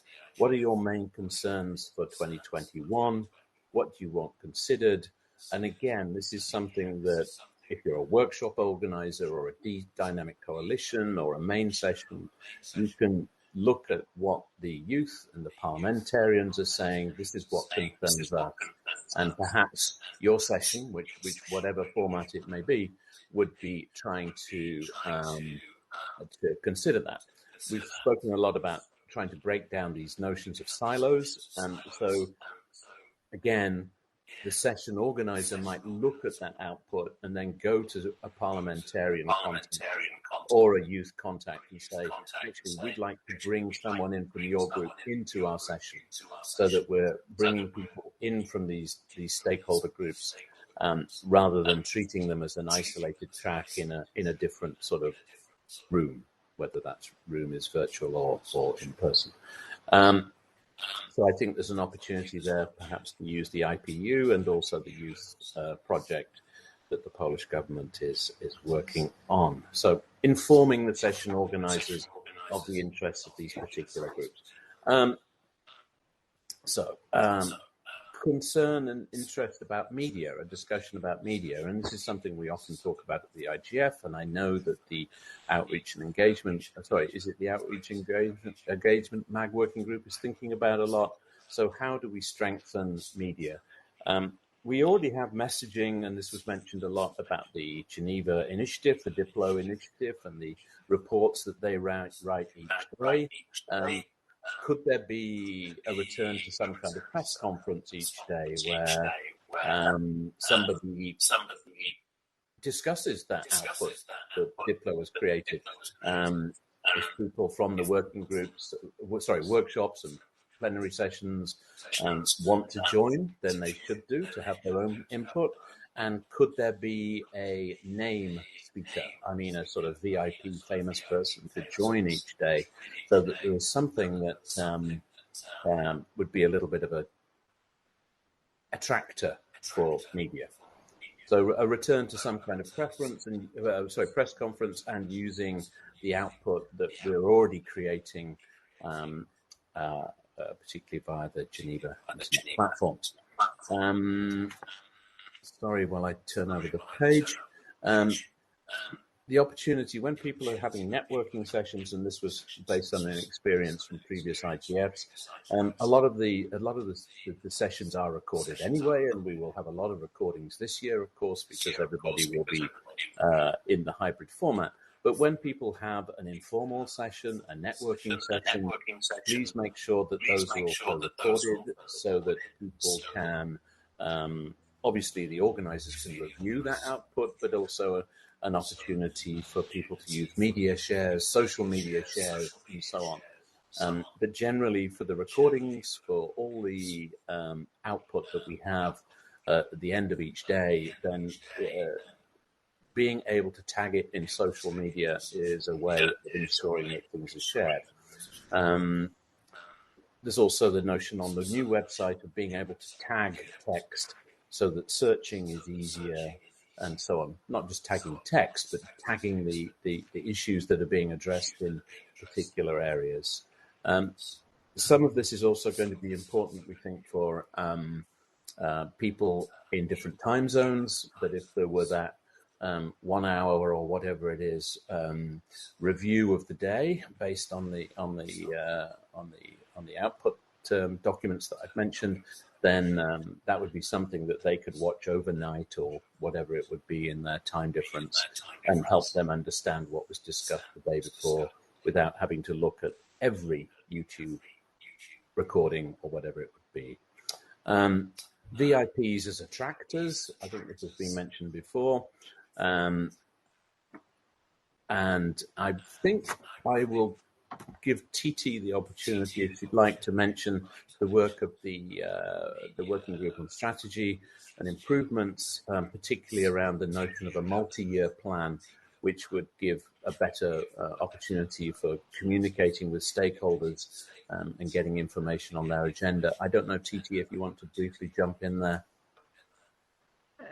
Just a few minutes to share the fact that in order to improve the IGF output, I think it's also important to choose one important topic per year, using the proposal that has been raised by the working group strategies related to multi-year plan, because in this way you have one subject per year, and you can choose just a few main outputs to engage the main stakeholders, and also to engage the international agenda and organization. I think this is a way to stress one output per year that could be also used to measure the impact of this IGF output. This is what I said. This is what I want to share. Thank you. Thanks very much, Titi. And then the last point, and this links back to the APR IGF, and so and the work that they do to sort of communicate their activities. They have a synthesis document that is produced at the end of the event, and this is worked on throughout the event by a committee on a shared document platform. And this is something that is useful, of course, both for the participants, for others who want to see what happened, but also potentially for media, so that they can understand what is going on. Perhaps a suggestion is that we could actually ask young people, how would you improve the outputs? Do you have any technology ideas for different platforms and ways of collaborative working that would help us do this, and remembering that this should all be accessible and meeting accessibility standards. So I think that's it. I see in the chat mention of intersessional working, and this is important, of course, because we do have work that goes on throughout the year, and this should be considered. The dynamic coalitions and policy networks that have just emerged, and also the desire to, I think, for all of us to think about how the issues discussed in the main sessions can be carried on so that the dialogue around them continues. And that's the end of a summary. Thank you very much. I should say, please, anybody who was in the group that I have, and where I've butchered whatever it was we said, done a bad job of it, please jump in and correct me or whatever it would be. Thank you very much. Thank you very much for that report, Adam, and to everyone who participated in that group. Does anyone else want to add anything to Adam's report? No one further. Are there any questions for this group before we listen to the second group? Any questions for clarification from anyone that's sitting here in the room? Carol, please. Okay. So I put a question in the chat. I like the idea of using the different platforms, but how do we promote? So, for example, we talk about the new website, but how do we promote that? How do we know? Do we just build it and people say, okay, they will come? Adam, did you hear that question? I did, yeah, and I think it's a very Please good respond. question. It's in the chat as well, hybrid style. Yeah, I think it's a very good question, and it goes to an issue we did touch on briefly, which is we're adding information all the time. We're doing it right now. You can see a transcript where words are emerging, and every bit of what we do is recorded and shared, and there's input, and there's mailing lists, and there will be YouTube videos. And one of the issues with that is, how do you actually find your way through this extraordinary rich information? And I don't know the answer to that. And perhaps that's one of the questions, one of the reasons we mentioned talking to youth about this, and because with the idea that younger people may find there's a technology challenge or something to discuss. I don't know how we promote the website. I think that's really up to the UN. Of course, we can do so within our stakeholder groups, and anybody who accesses the website because they're interested in a working group already or they're considering to apply will see the change. But I think a bit of publicity around that would be very helpful. How to do that would be coming top down from the UN system. I always like the idea that we have the UN Secretary General. Our job is to convene the IGF for him. It's always been a him. And so would he like to use his office, which has immense reach, to publicize some of these things? We tend not to use that office perhaps as much as we could. Not that I want to tell the UN Secretary General what he should do, but you see what I mean. There is an enormous power within the reach of that office. Thank you. Thanks, Adam.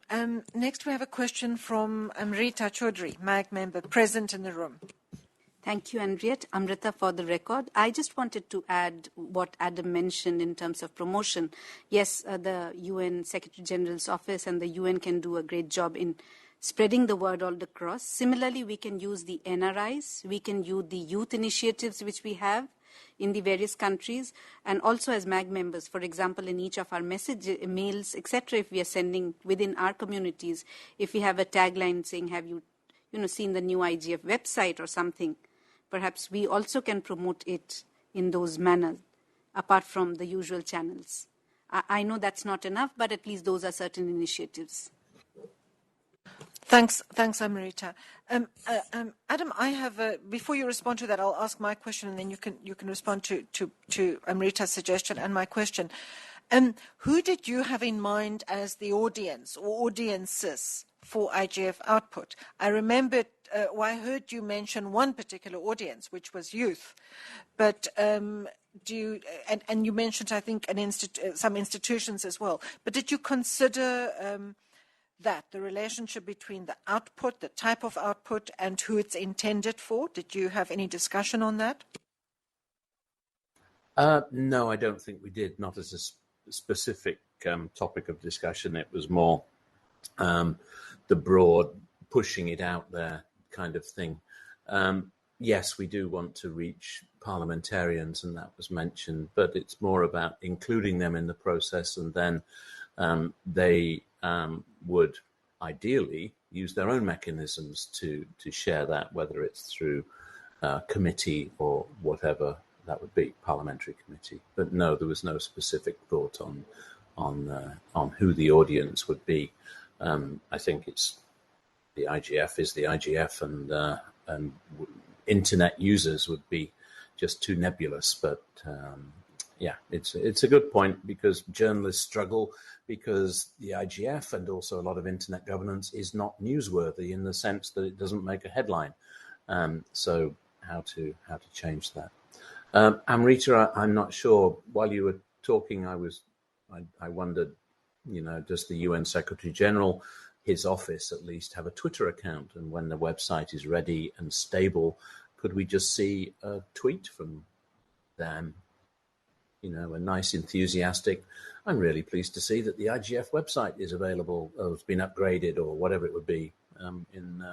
But I don't know how much the UNSG uses Twitter, but it would be quite nice to see that kind of thing getting out there, if the UN allows such things. Thanks very much, Adam, and everyone in that group. And now let's hear from the group that stood outside our meeting room in the Geneva bright sunshine and had a very vigorous discussion. Group 2, can we hear from you, please? Who's your rapporteur?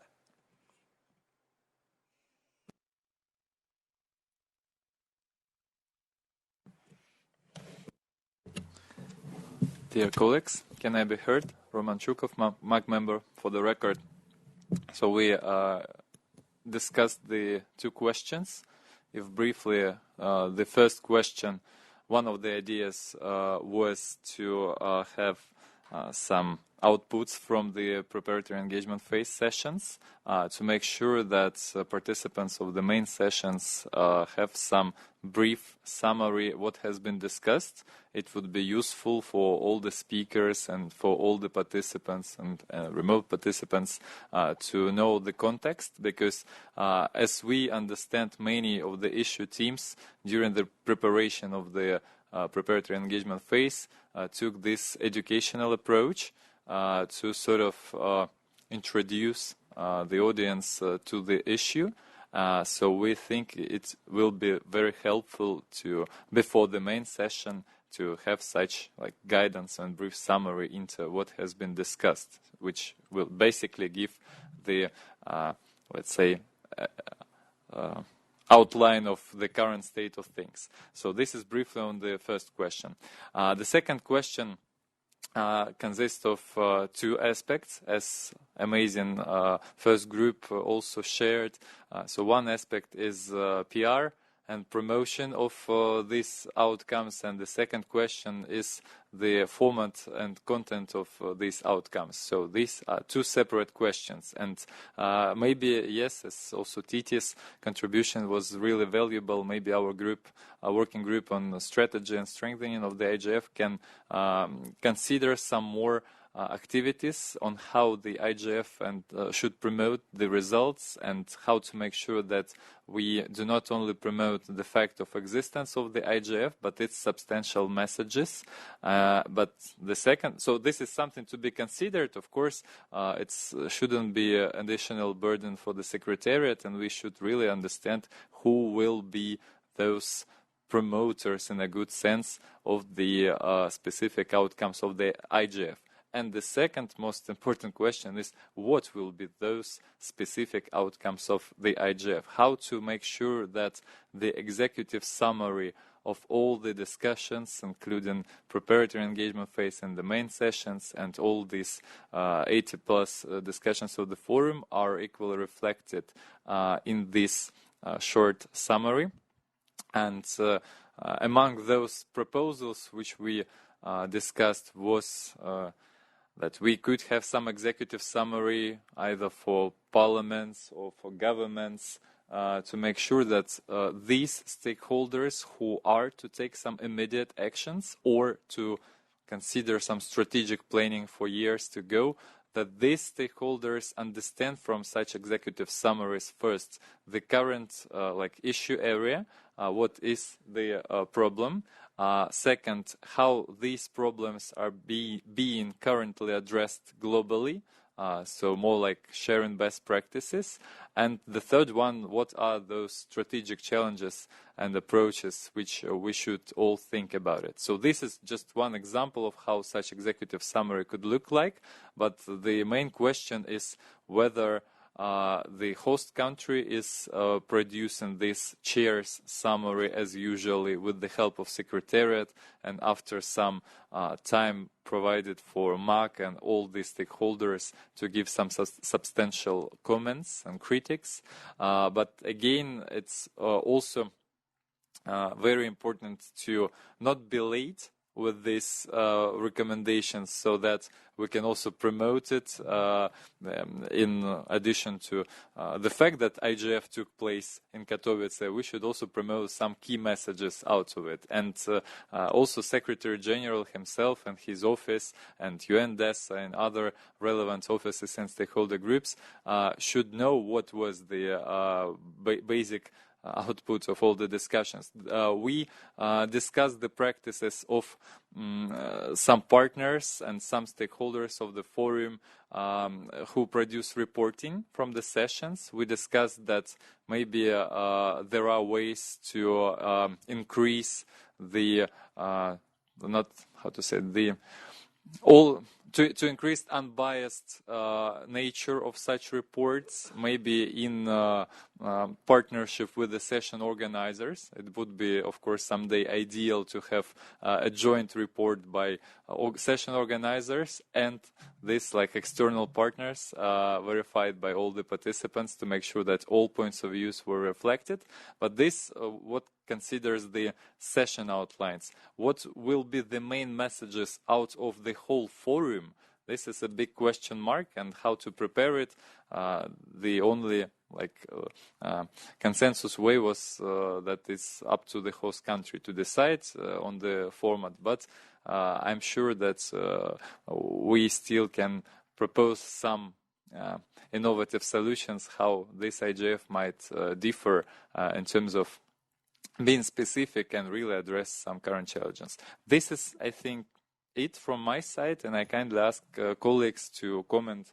Maybe I missed something. I'm sure I did. Please, thank you. Thanks very much, Roman. Anyone else from that group want to add some suggestions or discussion points? Giacomo, please take the floor. Wout, we'll come to you later. I just want this group to complete its reporting. So we'll have Giacomo and then we'll have Mattia.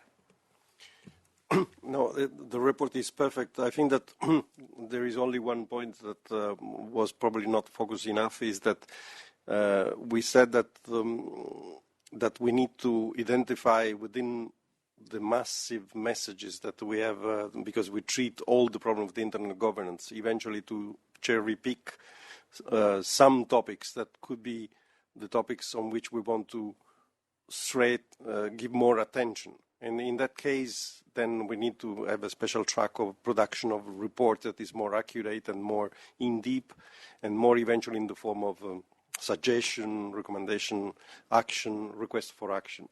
And I think that this marries very well with what was said by the other group when it says that if there is a pluriannual agenda, we can have clear each year which will be the focal point on which we have to concentrate efforts in order to be more productive. And I mentioned one last point is that what was working at the very beginning of the IGF was that informally, we were informed from the Secretary General of the United Nations, which were for him the points on which he needs to have a feedback from the IGF. If this virtuous process could be restarted, reignited, this would be very, very useful, not only from the Secretary General of the United Nations, can be also Parliament, government that need the advice, because we can. What is unique for the IGF is that we can provide a multi-stakeholder view. That is what is lacking in the intergovernmental arena. No? Yes, I just want to emphasize Giacomo's point. I think that would make it would simplify the process if the IGF and if the MAG had a clearer sense of who wants to bring what. For example, I don't know if you recall that it might even have been last year, but the European Commission, for example, were talking about using the IGF as a platform to get feedback on the Digital Services Act. You know, and then that creates a line of requests for issues to be debated, which we can then be reported on. I think we tried that with the issue areas and the policy questions, but we're not quite there yet. We need to find a way to be more specific. But I think connecting the inputs with the outputs and then what happens to the outputs in a multi-year way, as Titi said earlier, is certainly something to be considered. Anyway, Mattia, please go ahead. UNESCO made for universality indicators to come to the IGF to get a feedback if they were on the right track. You remember very well because you were part of this process.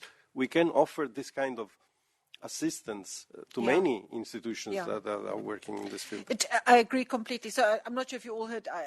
Giacomo was saying we can reach out to certain institutions. Well, a lot of them are using the IGF already to have some of their processes and proposals discussed more broadly. OECD on taxation, for example. Anyway, let's hear what Mattia wants to say.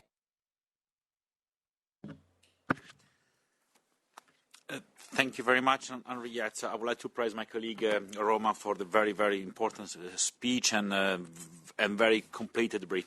I would like to add something maybe out of the skin. I would like to just see just a bit further. IGF,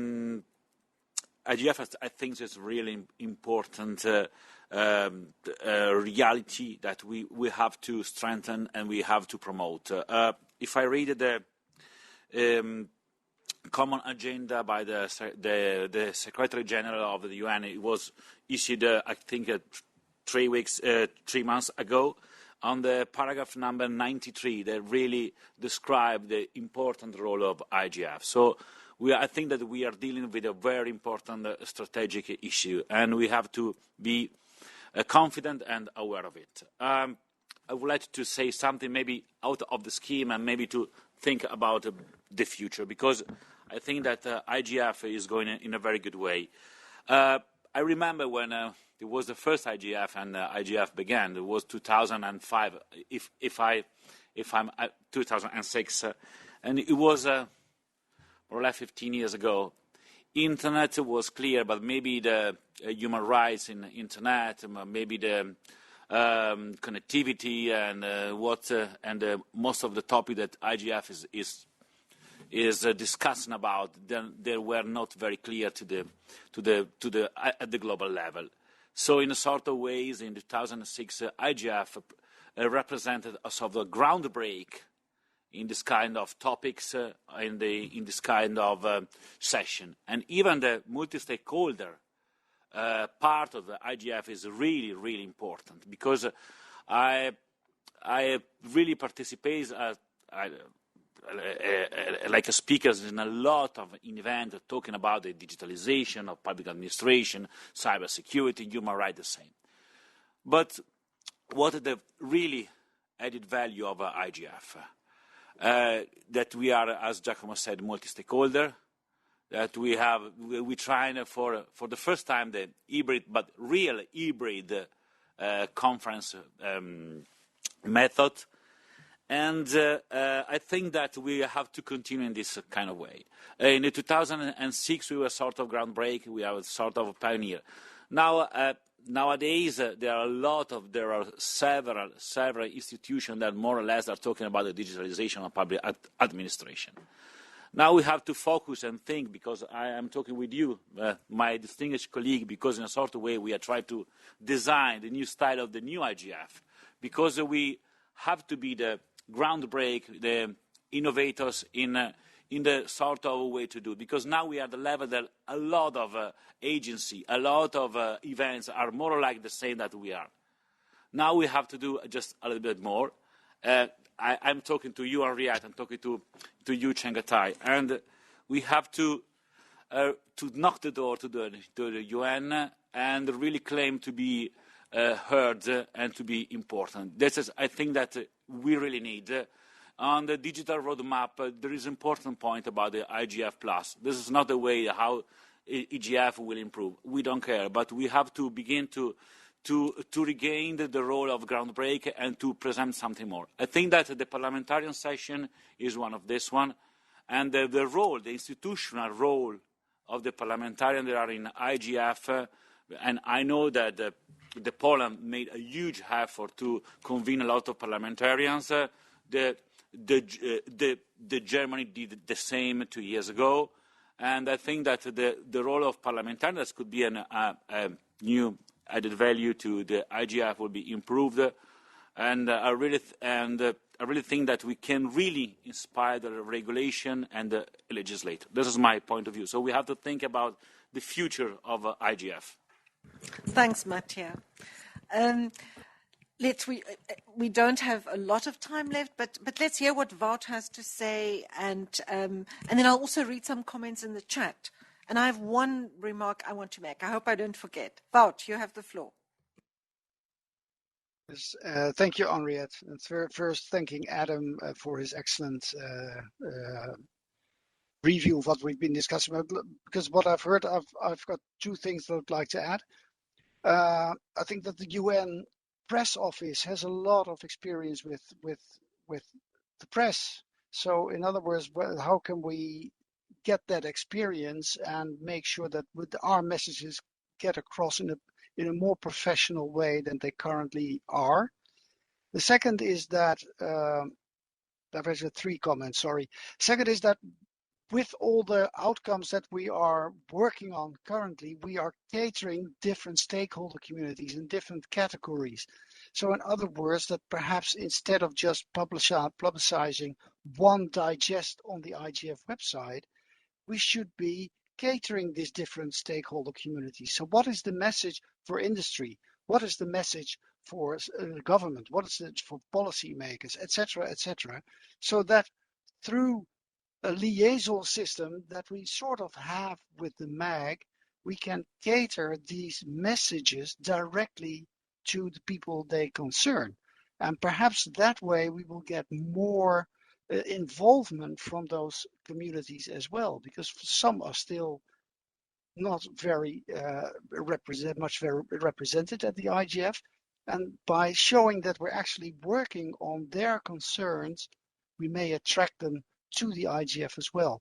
So it's about diversifying our messages and not just one big message on the IGF website. So that's just as an idea. Thank you for the opportunity, Henriette.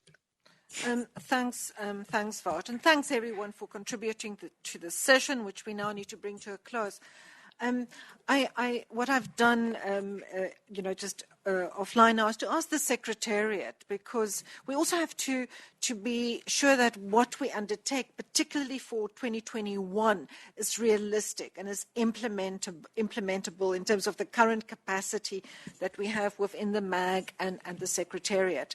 So I've asked them to process some of these suggestions, well, all of these suggestions, but to come back tomorrow with their take. This is Eleonora and Sorina and Wim, who are responsible within the Secretariat for communications and the outputs, to share what they think can be done realistically this year. I think you've made fantastic suggestions, and I think it's good that you're approaching this long term.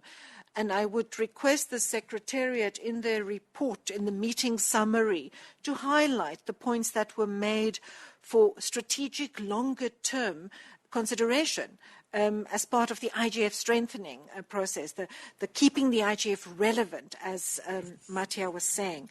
I want to read a few comments in the chat, and then I want to make a comment about attribution, because I think that's important. And I think, Wout, in some ways, what you said, I feel is quite problematic in a way, because I think distributing those messages to targeted audience, when you cannot actually attribute where those messages come from, could in some ways also discredit the IGF. You know, we have to not just look at what we say, we also have to be able to say who said it. And we have to be able to do that with integrity, you know, and clarity. And for example, I heard that the online group communicated, I think, Adam, you said that we should ask session organizers to say what are their key messages. And I think, Wim, you and Serena also suggested something like that. And to me, that would clarify the attribution point, because we wouldn't be pretending that what they say is neutral. We wouldn't be pretending that it reflects the interest of everyone who attended that session. We would be saying, you as session organizer, what do you feel could be are the key takeaways? And then that can be complemented by the Diplo reports, which are neutral. And I think that's always important, that you when you share information, that you make it very clear what its origins are and who it can be attributed to. But anyway, let me go back to reading on the chat. Just a few good comments here.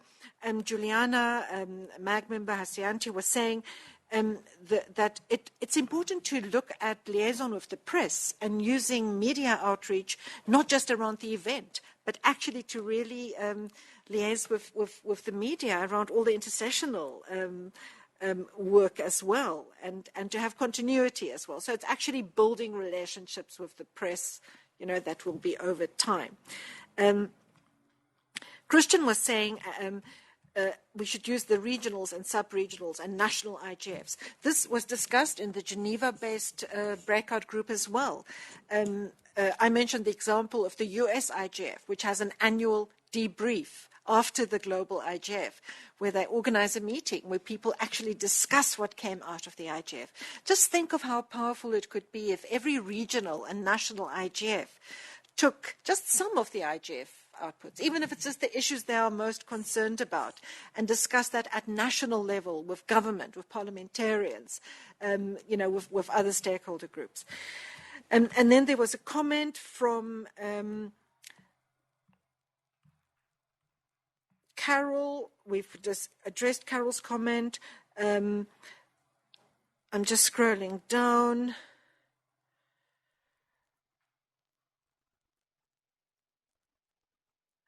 Adam was adding that it's important to remember the prep phase isn't just to prepare people to attend the IGF, but to help prepare the session organizers, particularly main session organizers, in what people are interested in. So again, that actually creates, those preparatory phase sessions on the issues creates an opportunity to input, to listen to what people are most concerned about, and then to address those as much as possible in the main sessions. And then there was a question about how IGF messages could be transformed and translated to norms and guidelines. I would say at the moment, indirectly. I think where there's an opportunity for more direct discussion is through the policy networks, who actually have a mandate to produce policy recommendations. Then Courtney was saying, I think the value goes far beyond being multi-stakeholder. She's, I think, reflecting here, responding to Mattia's remarks about the IGF. The IGF is most intentional about inclusivity, in her opinion. And instead of going out to convince entities to come to the IGF, we should aim for more like UNESCO, EU, the OSCE, etc., wanting to come to the IGF as part of their processes. This is a testament to the relevance and utility of the IGF. I would definitely agree, and I think you and Mattia concur on that, Courtney. And then there's a question, how do we make this easier? How do we make it easier for these entities and processes to leverage the IGF without having to wait and see if their sessions are approved? I think to some extent that's happening, and maybe Shengetai, you can reflect on that, but it's worth considering. And then Giacomo says, why don't we decide today or tomorrow on one key issue on which we can focus our attention for during this IGF? So I leave that with the MAG to come back to tomorrow. And that would be then the topic of a more in-depth output report. And Lucien also adds focus messages and highlights on main trends. And then Carol says at the end, the final comment, outcomes are important to governments for national direction and legislation.